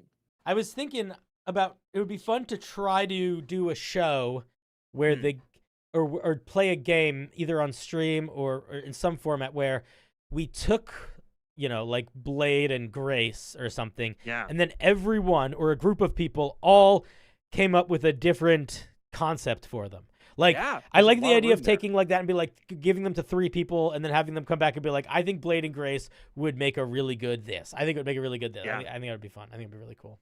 Yeah, absolutely. But yeah, I don't know if you'd thought any more about Daggerheart, but there's a small part of me that wonders, hey, are some of our homebrew friends out in the world starting to think about games that are not D&D? That's true. Are any of you guys playing Daggerheart or playing around with homebrewing in Daggerheart or other systems in general? I know, haven't that much yet, but I want to. Yeah, I know Tales of the Valiant obviously came out a while ago and is very similar to D&D. Don't know if anybody's playing that at home. But those are the big ones that I can think of that are like D&D adjacent that homebrew fits nicely within. Yeah, and Daggerheart is very different mechanically than D&D, but flavor-wise and vibe-wise, there's a lot of similarities, and you can sort of use. I think there's a lot of crossover in terms of what you can use for inspiration and that sort of thing. We made a homebrew subclass for Tales of the Valiant. Awesome. That we did. We did. Yeah, that was a lot of fun. Emily got to play that in the Misfortunate Four. Brent just did the best typo ever in chat. Bungeon World. I'm using Bungeon World. That's Behold fantastic. my class, the Hawaiian Suite. It's a good bun. It's a good bun. It's a great bun. One of my It's favorites. a great bun, even. Dude, That's it's a solid bun. fantastic. Well, it sounds like you were trying to man. go somewhere, like you wanted me to do something, you wanted us to do something, you were going to propose something, Patrick. Is that the case? Oh, I was just gonna say I haven't looked at this. But one of the coolest things that Daggerheart did, with regard to sort of homebrew, that as far as I'm aware, Wizards of the Coast has not done, is that Daggerheart published a guide for how to do homebrew, like an official, like this is how we recommend you do homebrew in this system. And I don't know if now's the right time or if later, but at some point I'd love to take a look at that with you because I think it's such. I don't want to read it all right now because now it no, looked, God, now no. it looked, but that's very cool. I wonder how that relates to their content licensing in terms of people building stuff for it. Because I don't remember, but I don't know the details. But I remember there was a little controversy maybe about their licensing with third-party content. I'm sure and it's fraught. I haven't read it. I don't know what the details of it are, and I wonder if this is a part of that or disconnected from that, or because it is certainly incentive to make that homebrew. And I'm wondering if I'm wondering how people feel about that related to it versus there being potentially some drama around it. Right. I don't know. Like I said, I haven't read the legal stuff. If I ever choose to publish Daggerheart stuff, I definitely will, because it's good to know what your sort of legal framework is. But I think this is a little bit more oriented toward, I mean, maybe it acts as sort of a quality guide, but it is a little bit more oriented toward like a teaching tool. And so, for example, what page am I on? The pages aren't numbered. Great, cool, and good. I'm under writing domain features. And they have a really cool structure for how you write the technical language of a domain feature. And it's just sort of the black and white like structure for something that we say all the time on this show, right? Like, this is how you write a spell. And, you know, when this happens, do this. This is the action economy. This is the range. And they like kind of spell it out for you. And I think having an official structure for that is really cool. That is really cool. Yeah, I'm going to maybe read this at some point, but not right now. But I do think it'll be one of those things that I maybe read off stream and then I think that's come right. to stream with a little bit of See what to insight on. But if you in But if chat want to give anybody's- it a gander, here it is in chat. I was gonna say, yeah, if anybody in chat is interested in this, it seems like the kind of document that would be broadly helpful for homebrew in general, because 90% of it is, here's how you write something for the consumption of other people, right? Here's how you write something that's like technically rigorous. The Daggerheart stuff is maybe not the most important part of this document. It's a pretty important part. I don't know. No? Science has yet to agree. You know? Yeah. What system are you using for the campaign you're running right now? The horror game? Yeah. So I am using a Kids on Bikes hack that we wrote, that folks at Unbalanced Encounters wrote, called Monsters Within. And this is like the third or fourth time that it's been played, and it's going really well. It's going really well. It's surprisingly effective at creeping people the fuck out. All right, cool. So man, when that's such a hard thing with actual plays. So like, so for folks that don't know, Patrick and I have been doing film recording, making actual plays together for years now. And it's always pre-recorded. We've always done pre-recorded ones where because we want it to feel like a radio play as much as it feels like a D&D game. So but it means when you kind of go for something a little bit outside of the like standard or outside of the sort of easy to accomplish, it's hard to tell how successful you are until afterwards, because the game isn't even the final product. Like the game is one of the tools in making the final product, and it's like you're just fucking up in the, like, the only feedback you really have is the players. And even if the players were like, "Whoa, that was really scary," it's hard to like, okay, but how do I translate that into audience? It's really scary, you know? It's a mess. It's crazy. It's hard stuff. We've been judging entirely by how close to passing out Cat is. There have been a couple. I swear to God, there have been a couple of times where our producer in the chat has been like, "Do we need to take a break?" And Cat's been like, "I'm fine. I'm fine." That's so funny. That's so funny. See you later, Ash. So, Go to bed, buddy. Good night, Ash. Did I tell you that I'm thinking about starting a live actual play? A stream actual play? Okay. Cinder, I'm going to put you on blast right now. You've been telling me that you want to start a live actual play for 2 years. Yeah, I do. Is this a new, are we closer? We're closer. Are we going to get there? We're closer. What is it? Tell me. Convince me. Bring me in. We're closer for a couple reasons. Reason number one, my buddy Zach, who has a bunch of OBS overlays for running games online that look really nice, is just sending them all to me so I don't have to make them or think about them. Oh, good. Good and cool and good. You know me, I hate tech. Yep. Yes. Reason number two is famously a big rocks man. Yeah. Reason number two is I miss running D&D, and by turning it into something I do for the channel, there is an element of I have to be responsible to actually do it. You know? Yes. And then third and finally, and this is going to sound like such a dick sentence. Oh my God.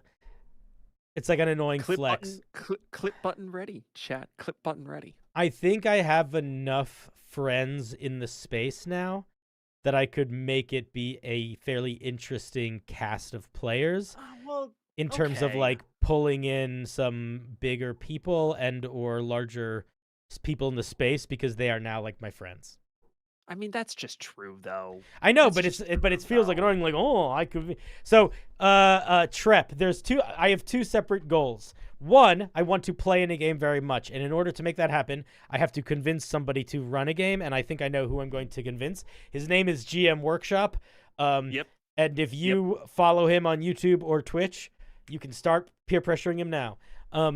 But I want him to run a game, and I want to play in it, and then I want to run a game. And I want to run a game that is going to be more role play. I kind of would run it, Pat, the way that we do the show. Like, I don't know how many. I wouldn't want to have to use maps that much. Like, I would like it if it was mostly just people talking, and people being goofy. Listen. Hell yeah, and I love Theater of the Mind. and I think that's absolutely a great move for a live stream with a visual component. Mhm. Just the video has to be right. They gotta be animated. People Yeah. have to be in Oh, it. I know. I know. I've got thoughts on how you could execute this. And There's it does there's involve you bringing on a producer. there's there's a couple goals. One Yep. is I want to be able to switch the camera layout I so was that just the gonna people say. that are talking or the characters that are in the scene are the only 2 or 3 on scene. Like, it's not always helps. everyone the whole time. That's important. Yeah. And then the other thing is that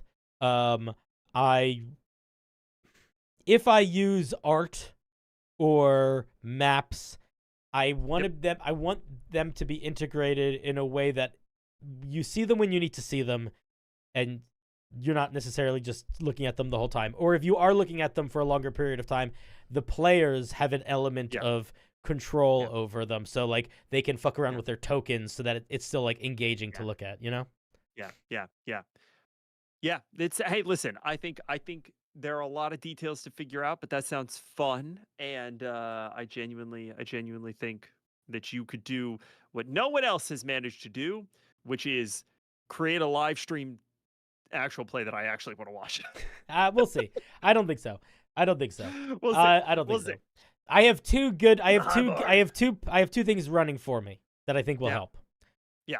I like running D&D encounters that require you to pay attention to D&D mechanics, but that are also pretty quickly paced. Sure.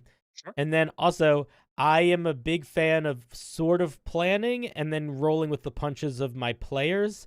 And I think that is a more exciting thing to watch when the players feel like they have the space to do wild left turns and cause some chaos. And like that's an okay space for the game, you know? You are forgetting a third thing. Sexuality. Yes. Thank you. And that's the end of stream. We're out of here. We're done, everybody. What were you gonna say? That was literally what I was gonna say.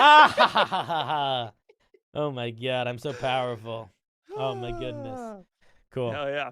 But yeah, I think I have a couple ideas of the types of games I would want to play, and I think in order to make it work reasonably well, I would try to do kind of what we talked about at the beginning of the stream. A simple story, like like people going through a dungeon kind of stuff, you know, like the 4 of you are in a room and there's a weird creature to talk to, like not necessarily worry about like big politics and hectic things, and kind of just we're just gonna do Waiting for Godot, the D&D game.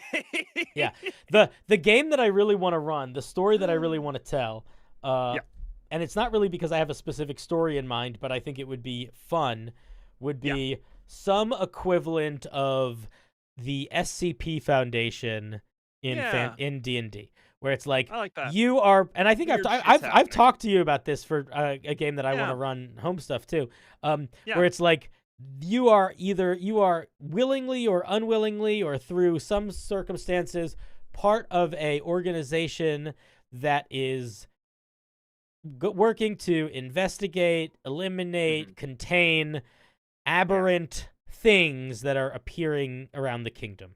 And it could, there could be larger plot there too. But I love that, like, I want it to be like the X-Files, but you know what I mean? But in D&D. Like Monster of the Week type little mystery adventures. I think that would be really fun. I don't want to get too deep into the weeds on, like, let's make this happen, but I think I've got a high-level suggestion that's worth saying in this moment. Make it a 3-person game. I hate 3 people. Which 3 people? That's true. I guess I don't need to invite them. That's true. That's a good point. Yep. No, my thinking is,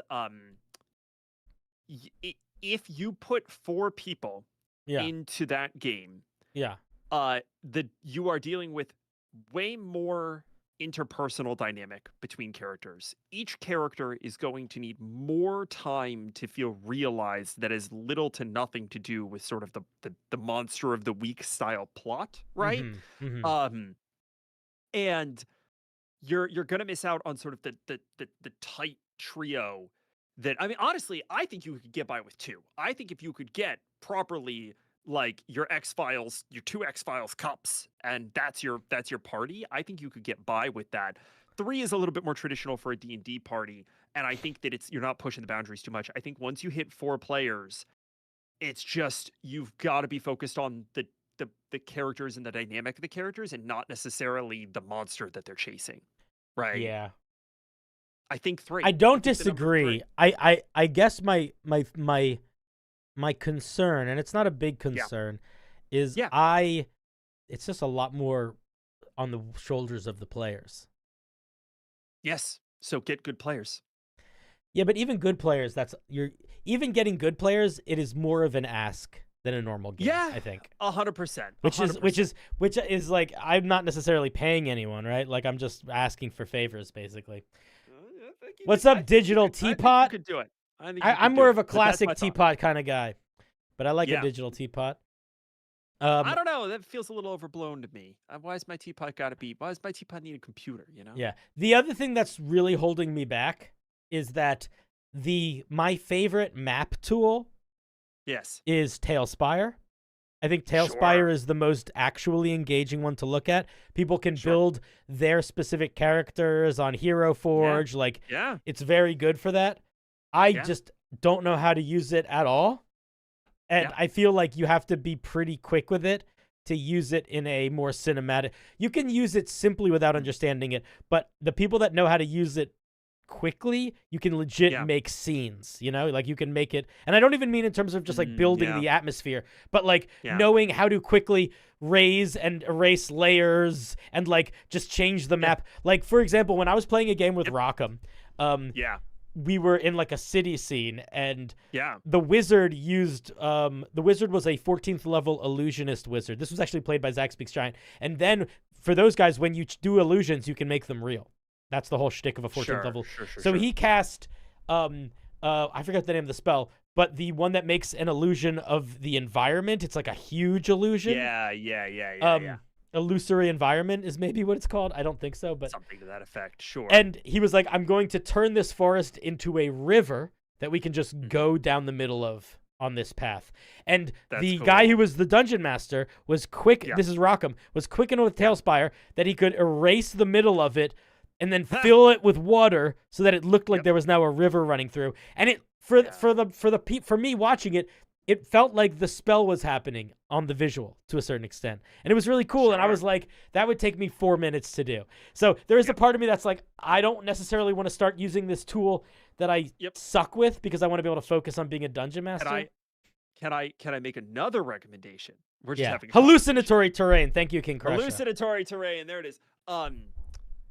Go find somebody who is posting Tailspire builds that doesn't have an extant audience, and see if they want to produce for you, because you can just have someone else do that. But they could do the camera work? Yeah, because you don't have to be the GM on Tailspire to do. Tailspire's not running your game. Tailspire's just the minis and shit. You can have a producer run all of that for you. I mean, to be honest, even if I didn't want to have a producer. Oh, okay. The production team, he literally because they use Tailspire for Starstruck Odyssey. He literally just sits there and says, "Move my ship 10 feet to the thing."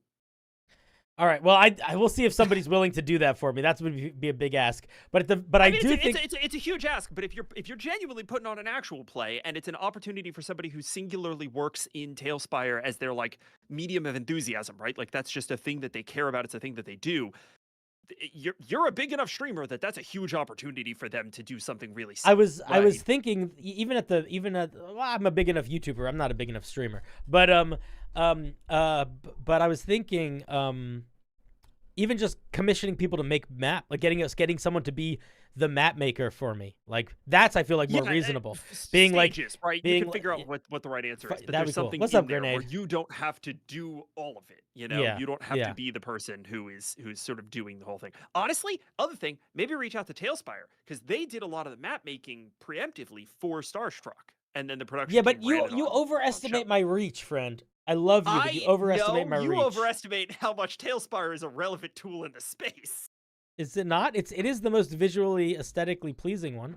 It's the only only 3D VTT that isn't like annoying or gimmicky. Yes, and because it takes so much work, nobody uses it. Yeah. Well, that's okay. And I'm Brent's sure gonna that- get his crayons out. We got some crayons up in here. Brent, come to my show. My show's the crayon show. That's the one where I have zero production. No. I want to do a live stream with crayons. That sounds fucking great. I don't need Tailspire. I don't want Tailspire. Tailspire's for nerds. Give me some crayons. Yeah, Tailspire is for nerds.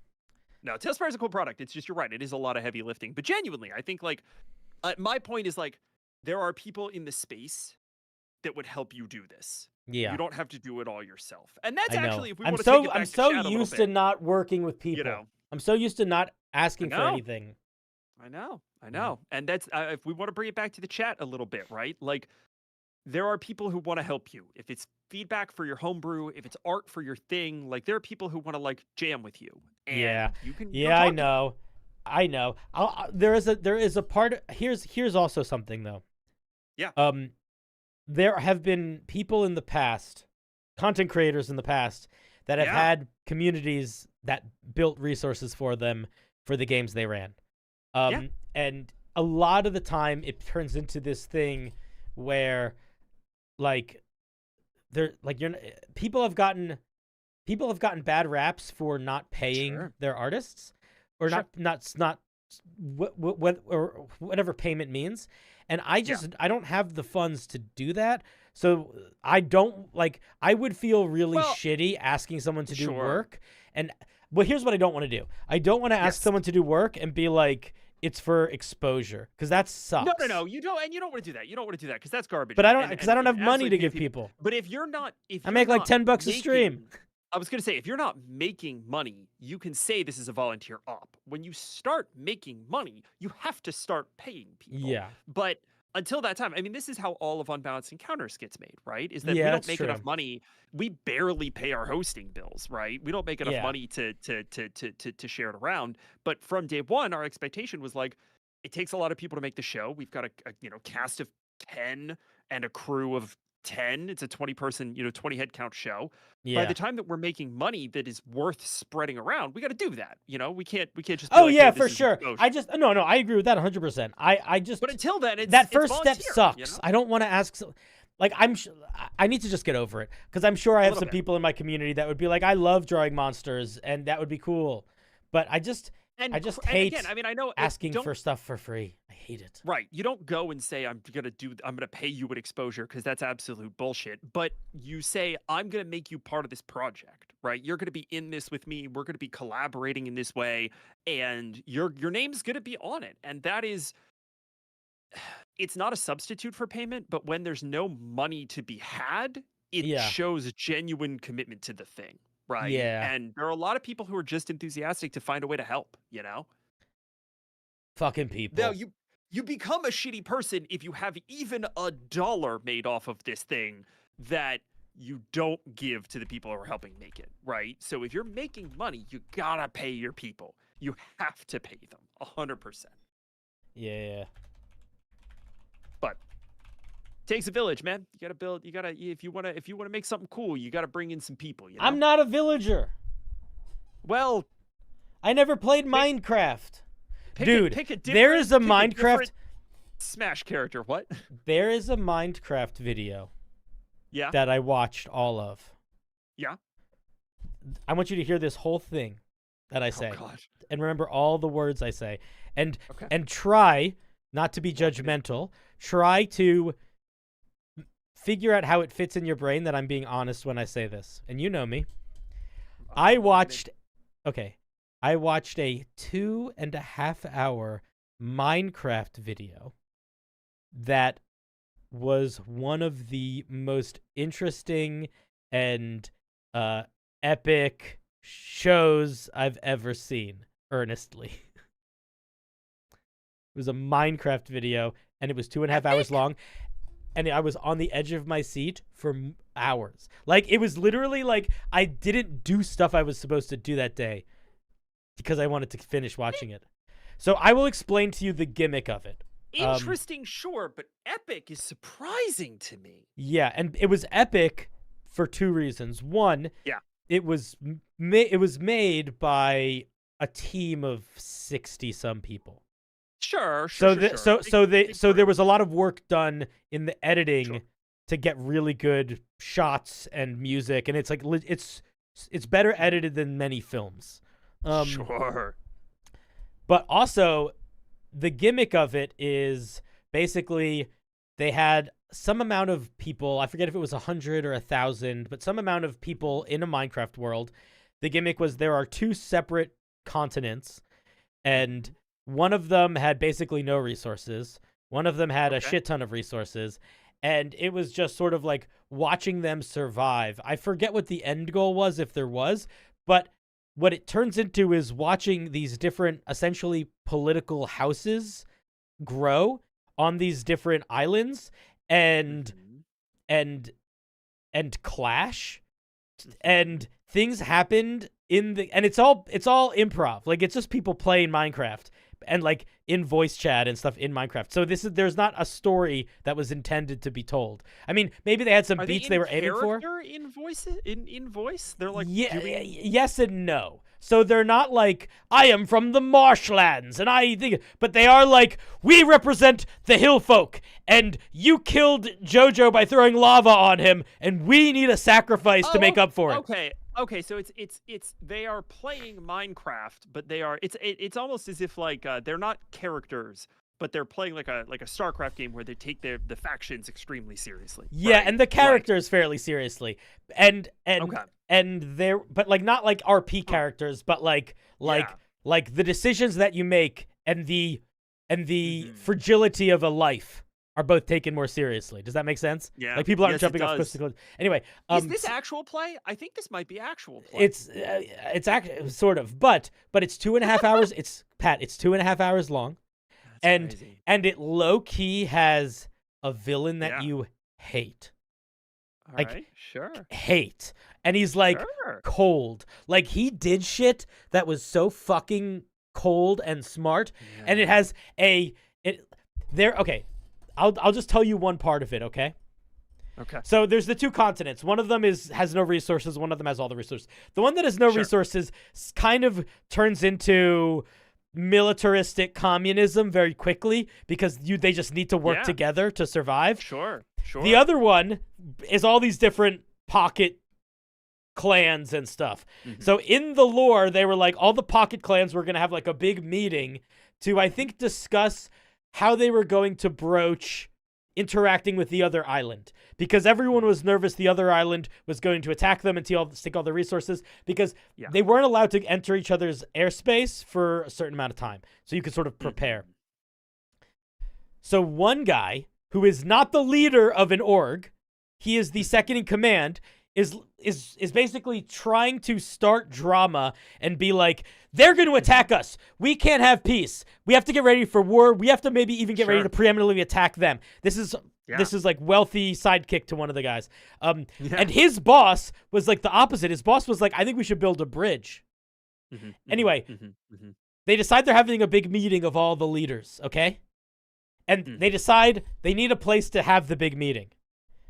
So there's one player who was a really important character in another big roleplay thing they did, who has kind of been doing his own thing because he was specifically asked to not be super involved in the plot because he was in the last one. So it's like, don't go out of your way to be a main character, just hang. So he built a house in the woods by himself and is just hanging out by himself. So they decide they're going to have the meeting at his house because it's like neutral ground.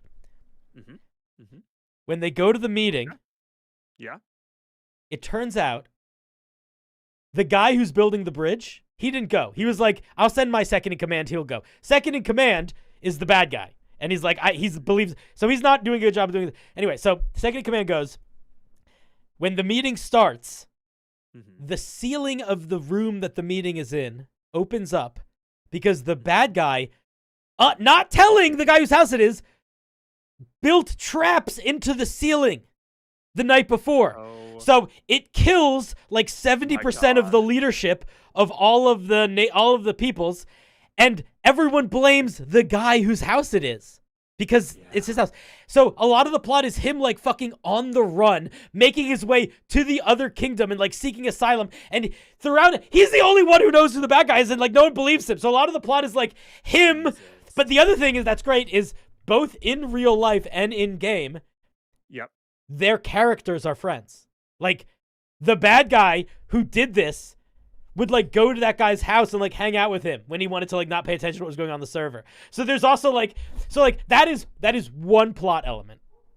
Like, that is the level of cool. But it's like none of that was planned. Wow. None of that was planned. It just happened. So it's like it was fucking I love awesome. improvisational storytelling, man. That shit's crazy. And they had a team. They had a team of people paying attention to what was happening, running around as basically like cameras. Camera people, yeah. And oh my god! So this wasn't Technoblade. Technoblade passed away very sadly, but it was I forget the name of the guy. But if you look up like 1,000 players civilization, Somebody said parkour civilization. It's not parkour civilization, but I think it might be by the same people. Describing Ish's 1,000 players civilization. Maybe I don't remember. It's got a jillion views, but it was fucking. Crazy. And it is like a. It is like a this is what a improv show that's a big epic story could and should be, and it was so good. Like, Pat, that would be it was genuinely, this is what it was the equivalent of. It was the equivalent of if you ran a D&D campaign with 45 people in it, okay? Yeah. But you didn't film it, or you filmed it but you didn't do it live, and then you had a team of like 80 people go through the 100+ hours of footage and find the story and make a movie, but also everyone was in really realistic character costumes and in spaces that looked like the space that the story was taking place in, because that's sort of what was happening. This is Minecraft. It was I think part of what it made me want to run D&D in Minecraft. It made me be like, yeah. 100%, and I think part of the reason is because you do have the bounded environment, and this is adjacent to the Tailspire thing, but like, it's importantly not D&D, because you can just say, here are the political factions, here are your characters, here's your motivation, and effectively use LARP rules, because there is no environment that needs to be adjudicated by a person. The environment adjudicates itself, right? Yeah. You can only do what you can do in Minecraft, and that's a limited set of things. And so I think that's so. So I don't know if did I tell you that I'm joining a Red Dead Redemption 2 RP server? No, but fuck, that sounds great. Can I join? I can ask. Incredible. So because I want to start doing stuff like that, where it's like I want to make YouTube videos. I'll stream them, like I'll stream me being in them, but then turn them into like storied YouTube videos. And the main reason why I'm doing this is because through Australia people, there's a guy who he does a bunch of stuff with cons, but for fun he is like he's like he's part of the dev team for like a private RP Red Dead Redemption server that takes itself very seriously, in that it's very silly and fun, but they're very strict on the RP rules, like in the server. Like, it's not a lot of chaos. It's a lot of like people like, I'm going to be a farmer and hang out with other people and like do that kind of stuff. And they are apparently they're eager to have people that are being streamers or doing streamy things to join, because they're trying to get a little bit of promotion or whatever, which is totally fine. But what I got really excited by was they just basically started like a new world. Cool. And when I was talking to this guy about it, because he's like a friend of a friend, and I was like, what are the rules? Like, what are the limits? Like, I understand that it's Red Dead Redemption 2, so everybody's cowboys, but like, how much control do you as devs have to alter that world? And he gave some examples. Like, he's like, well, there was one guy that really wanted to start a church. So we took one of the buildings that wasn't assigned to anything, and we made it officially his church. So it's like on the map as a church, and people can give money to the church, and he can like put up bulletins about like when sermons are coming. So there is some interactivity there. I don't know how it was hard. I got a very strong vibe that a big element of the sort of culture of that server is you sort of figure stuff out as you go. It's like, he's like, so I got the sense that there's probably a lot that is sort of like, you'll see it as you see it. Sure. But, and I don't know if this is a spoiler, but I'll tell you the character idea that I have. And when I told him this idea, he was like, for this new world specifically in this season, it's a good character. He was like, you will have a good time. Because I was like, I don't want to just be a cowboy. I want to go do crazy fucking shit. So I was like, what if I'm a character? What if I am like what if I'm a guy that believes in Bigfoot? And like, what if I'm like a crypto? What if I'm like cryptozoologist? Not a cryptozoologist, like a monster hunter. Oh shit! Like my goal is to like I want to be like what if I want to be like the Winchesters? Like what if I want to be like the Winchesters from Supernatural? Right. But there aren't Bigfoot doesn't exist in this world, so you're just kind of a crazy person, I guess. Well, here's the thing. I don't know because the way it is open-ended. Because the way we talked, it made when I said that he was like, he basically got quiet for a second and was like, "Dude, that's a really good idea. You will have a lot of fun." Because I think that one of the things that they do in this world is they try to put like environmental world building and like clues to things. And I know that they have a certain amount of control where they have enough control that they can like trigger events and they can make events happen. Oh, wow. Okay, that's pretty substantial. That's cool. That's so like, sick, man. I'll give you 2 examples of events that I know that happened because I don't think they're spoilers. One is one time some guy was going and he got attacked by like 8 wolves at a time, which is like a weird thing in the game mechanics. You're not supposed to get attacked by that many wolves. Small detail, but still a thing. And the other is that the devs intentionally will make storms happen and things like that. Cool. So that they'll have like, and they have like in their Discord, they have like all these like events of when they have big things. So I have to like learn how to play the game a little bit better.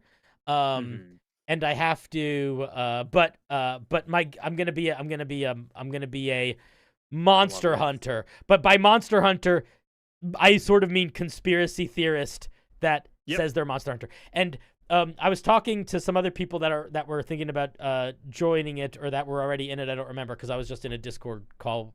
I don't remember who everyone was. But another idea got thrown around that I thought was really fun was what if it's like the Brothers Grimm type vibe, but like the bad movie, where it's like I go to a town and then I sneak around the town at night making spooky noises using the proximity chat, and then I come back in daylight and be like, hey, if you guys have any, you know what I mean? Like you could like be a snake oil salesman, monster hunter too, kind of. So yeah, that's a good doubles act where you have somebody who's specifically going around pretending to be some sort of supernatural creature, and then somebody who is then there to get rid of that supernatural creature. Yeah, right. That's really fun. Yeah, so that's really fun. From the way that it was described to me, I got the impression that it was essentially D&D version of Red Dead Redemption, and I was like, I want to try that. The other reason why I really want to try it is because the next stream is tomorrow. The other reason why I really want to try it is I think it's tomorrow. We're going to do some Vermintide tomorrow. Cool.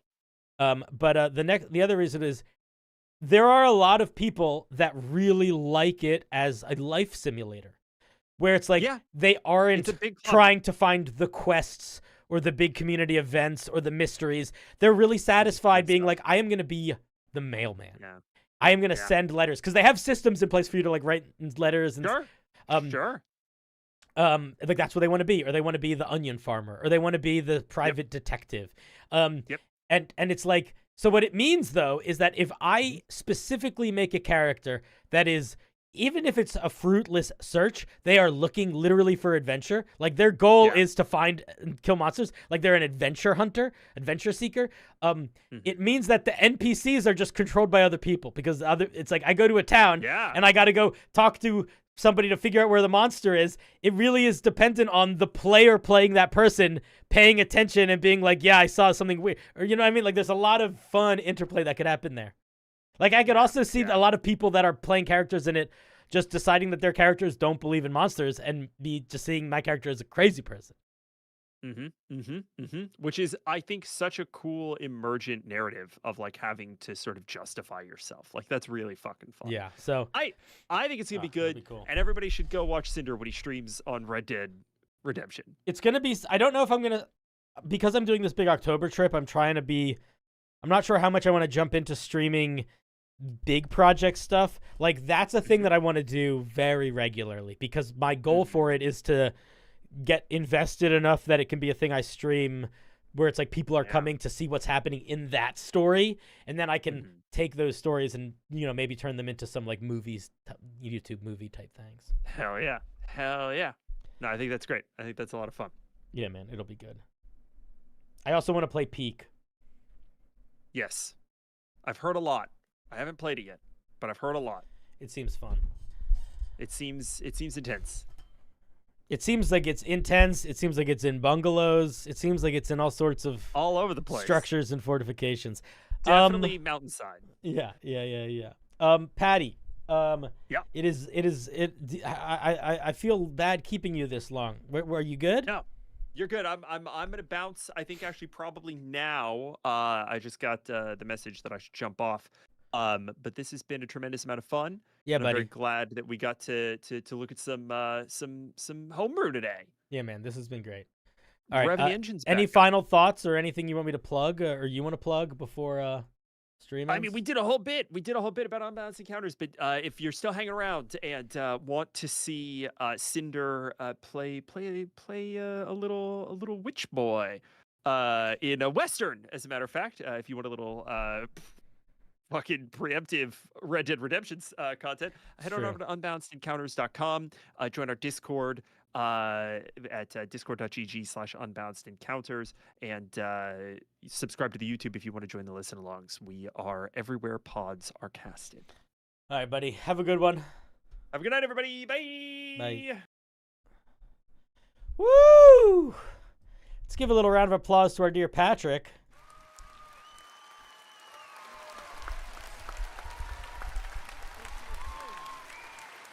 What a champ. What a champ. How are you guys doing? What's up? Man, I am so excited for some Red Dead stuff. Okay, so the other thing that I'm going to start doing now in general, and we're going to do in general, first of all, let's put some tune. Let's get some. One of the things that we're going to start doing is I'm going to start doing more variety streams. I don't know if I'm going to right now, but like, for example, we're going to play some video games together. And that sort of thing. And I think it'll be fun. I really want to play, like, I could just play Mechabellum and talk about D&D for hours. And part of me is like, maybe they would enjoy watching that. I don't know. I don't know how exciting that would be, but that's what I think we're going to start doing in general. Also, we're going to be doing some collabs. I think it'll be fun. I really want to. We're going to be doing some collabs with Zach Speaks Giant, with Good Games Morley, and a bunch of other people. It'll be good. Chat, what's up? What are you thinking? How do you feel about that K-pop Demon Hunter? Did you guys see The Long Walk? So upbeat. Such a funny movie. No. It was not. It was very good. It's very good, but it's kind of heartbreaking. The ending is different from in the book. I don't know if I liked it more or less, but I haven't read the book in a long time, so I don't remember.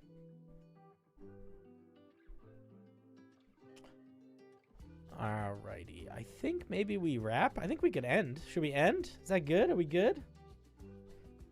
I feel like normally here's where I'm at, chat.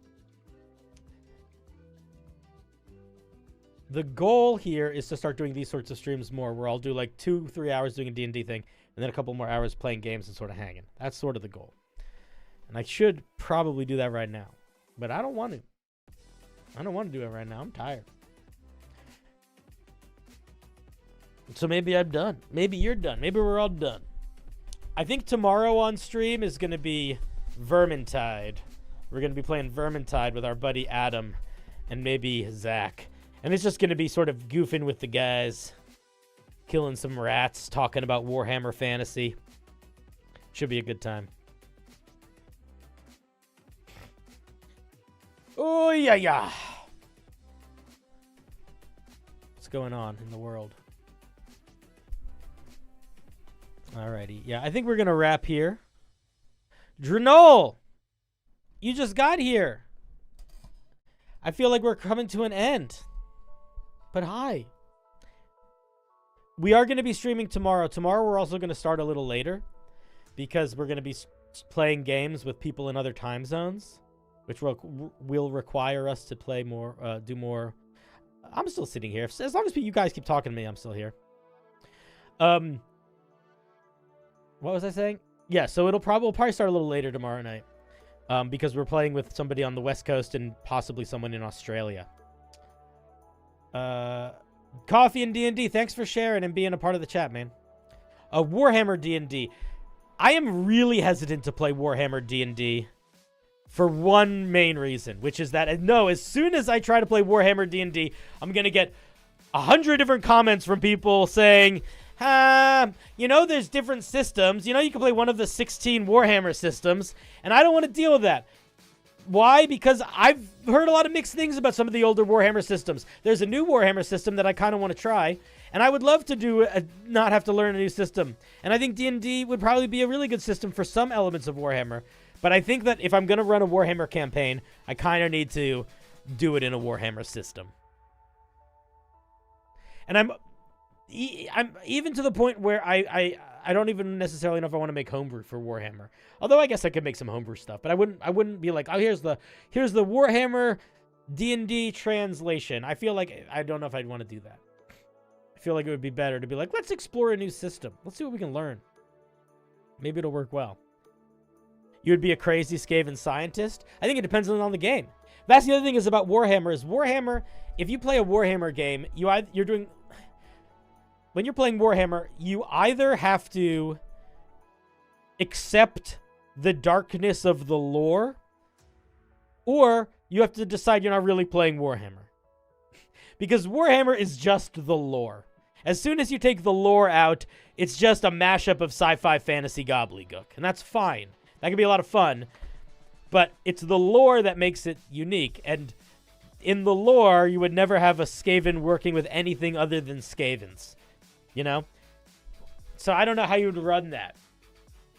I don't know where I would want that to sit. I don't know if I'd want to be like, we're ignoring the lore and we're sort of just playing D&D with rat people and chaos gods. Maybe that would be fun. I think if I was going to run a Warhammer game, it would probably be 40k, not fantasy, because I know so much more about 40k than I do about fantasy. And it would be a rogue trader style game where you basically are part of the small amount of civilized intelligent creatures that are like on the wrong side of the eye of chaos. So you're sort of alone.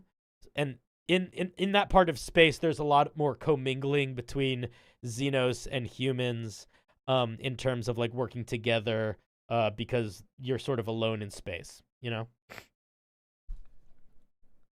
want to try Imperium Maledictum? Yeah, that sounds like a cool one too. I've heard lots of cool stuff about lots of ones. But that's what a Skaven party would be very fun. There's no denying. There's no denying that a Skaven party would be really fun.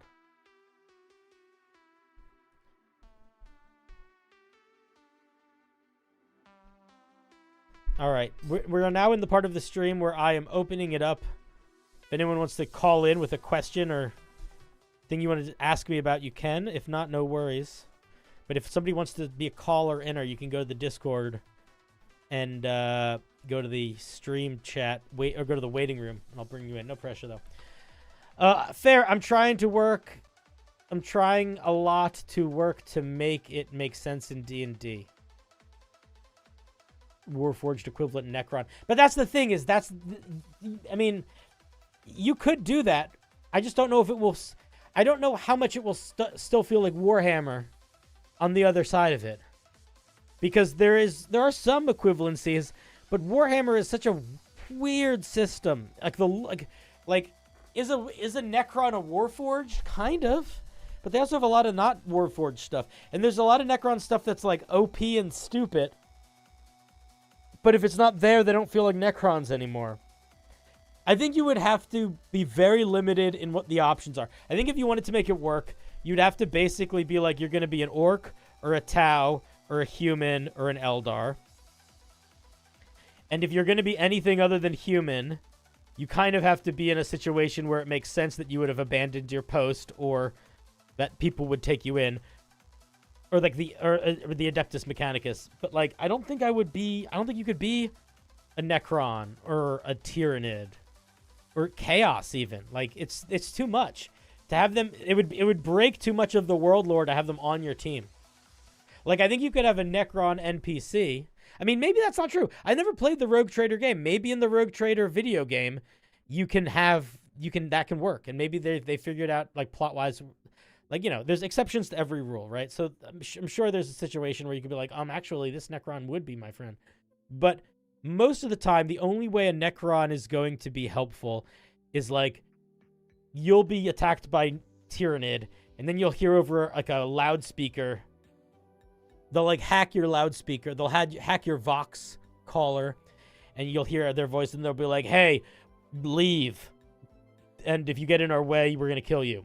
And then a bunch of Necron spaceships land in front of you and start fighting the Tyrannid.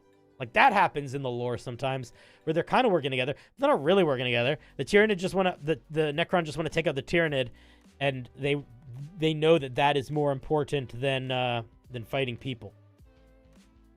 Because they're long game.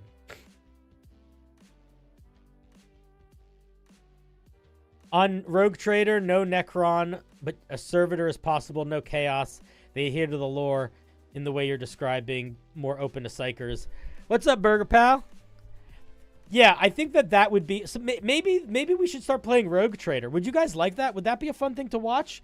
I hear Rogue Trader is very hard. The video game. Or the TTRPG. I've heard very mixed things about Rogue Trader.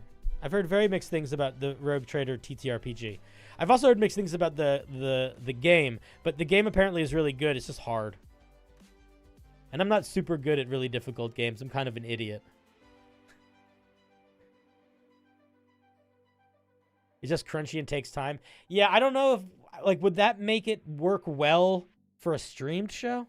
Because that's the other thing is, like, if I was going to do Warhammer show, I would want it to be one that worked well for stream. If you hate following guides, you might hate it. Yeah, I mean, that might be enough of a reason not to do it. Because I feel like I would need some players that were performers more so than they were crunchy players. Because there's a lot of downsides to streaming a D&D game or a tabletop game. The main downside is you have to either decide you don't give a shit about your audience, you're just streaming it because you want to and you genuinely aren't thinking about it, or you need to really prioritize the watchability in a way that you need to essentially oftentimes sacrifice other things in favor of making it watchable, which is not always nice feeling. Like, my home games are loosey-goosey. We have a lot. We take our time. We're hanging out. People are eating food. If I was running a streamed game, I would need to be. There's a certain element of no crosstalk at the table. Like, there's just a level of, like, professionalism and performance that people need to have. Like, if we were doing a streamed game, I would need you to know that even if you fucking hated the decision I made, you wouldn't start an argument on stream. We'd talk about it after. And if we're doing that in a home game, you can just yell at me and be like, fuck you, that's stupid. Not everybody's able to do that, you know? Like, you gotta think about it a little differently. I wanna...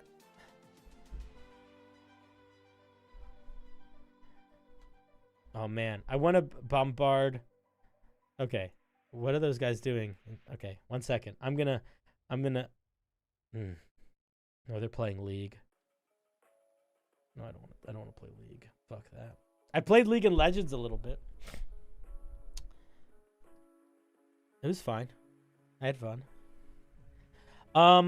Guys, I think we're gonna wrap. So tomorrow, if you want to be on top of things in terms of when I'm gonna be doing homebrew reviews, how you get involved in doing homebrew reviews, what sort of things I'm going to be doing, make sure you're in the Discord. I'll be posting those sorts of updates there. My plan right now is that tomorrow we will do a little bit of reviewing homebrew and then jumping into playing Vermintide with some Australians. The reviewing of homebrew is going to be reliant on some tech setup stuff that I need to make sure I can get done, and making sure I can get the marbles game working. So I'm not 100% sure we're going to do that. If I get everything set up, tomorrow we will be looking at some of your homebrew and then diving deep into Warhammer Fantasy and killing a bunch of rat people with goofy Australians. And if I can't get the tech set up, or I can't get marbles set up, then we are going to just be doing the second part. And that will also be very fun. If you don't know, Adam Lucas and Zach Speaks Giant, they are some goofy, funny guys. Do you think that low fantasy 5e can work? Yeah, but then at that point, you're also, like, not using a lot of 5e, you know? I don't know. It's a weird thing to try to do. I think you could probably make a Warhammer game work if you were really bendy with a lot of stuff. And I mean, from like you have to homebrew some stuff for the players. You'd have to be willing to be a little bit of a game designer. And I think that could work. If I was going to run a Warhammer game, that's probably what I would do if I was running a home game, because that would be, annoyingly, I think that would be easier than learning a new system and convincing my players to learn a new system. But if I do it with people that are more online gamey people, I think I would be interested in exploring a new system.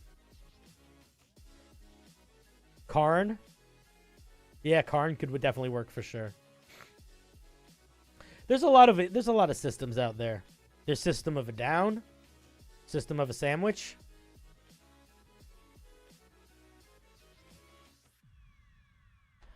All right, I think we wrap, friends. I think we are ready to say goodbye, to say good eve.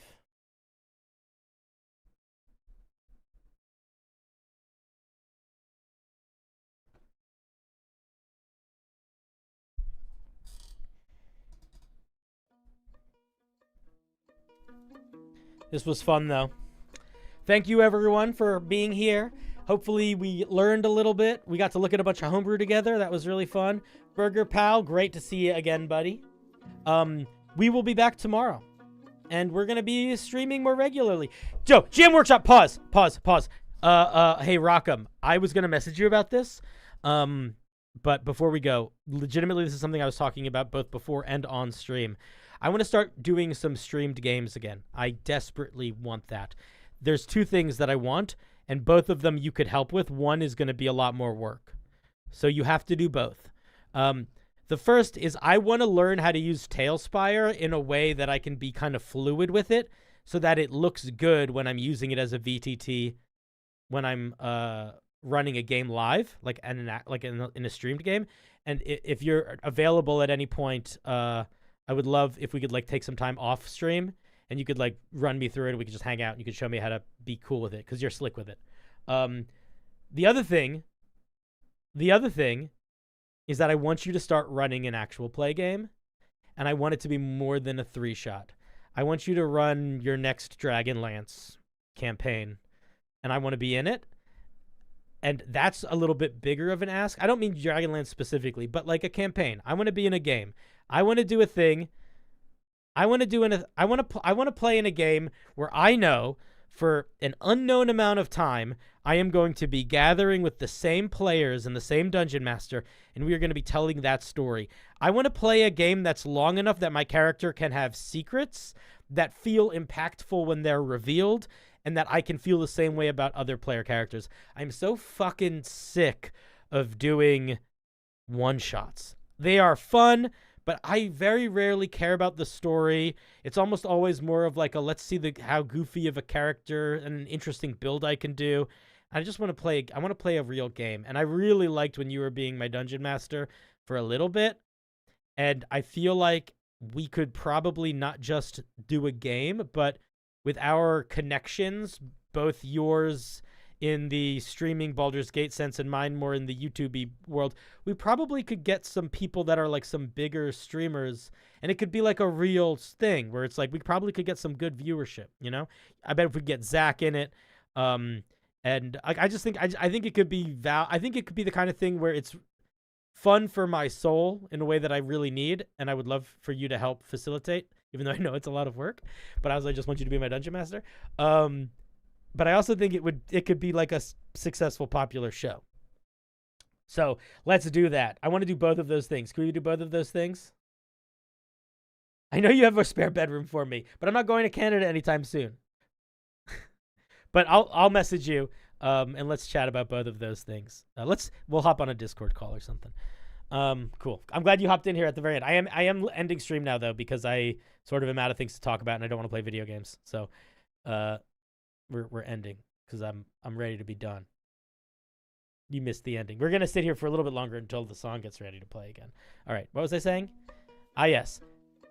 Thanks everybody for stopping by. This was really fun. You're the best. Have a good night. Take care of yourselves. If you want to make homebrew, you should. We are going to be doing more homebrew, looking at the top homebrew on the Unearthed Arcana next Sunday. We will be back tomorrow. Tomorrow we're going to be going a little later. We're going to be doing more of an evening stream. Tomorrow we also are going to be looking at your homebrew. We're going to be doing two things tomorrow. We're going to be looking at your homebrew for a bit, and then we are going to be playing Vermintide. We're going to be going deep into Warhammer Fantasy and killing a bunch of Skaven with some very funny Australian content creators, or American ones. I don't know. There's a couple. I reached out to a bunch of people to see if they wanted to play Vermintide, so we'll see who's available. But it's going to be great. What's up, Pugs? How's it going, buddy? And we'll be back. We'll be back tomorrow. I'm glad to be streaming again. I missed you guys. Streaming has never really been what made money. It's always felt like sort of more I do it for the core audience. Feels like I can have real conversations and intimate moments slightly parasocially with y'all, and it's the best, and I love it. So have a good night. Be good to each other. Don't forget to feed your pets. Everybody, chocolate ice cream forever. See you tomorrow.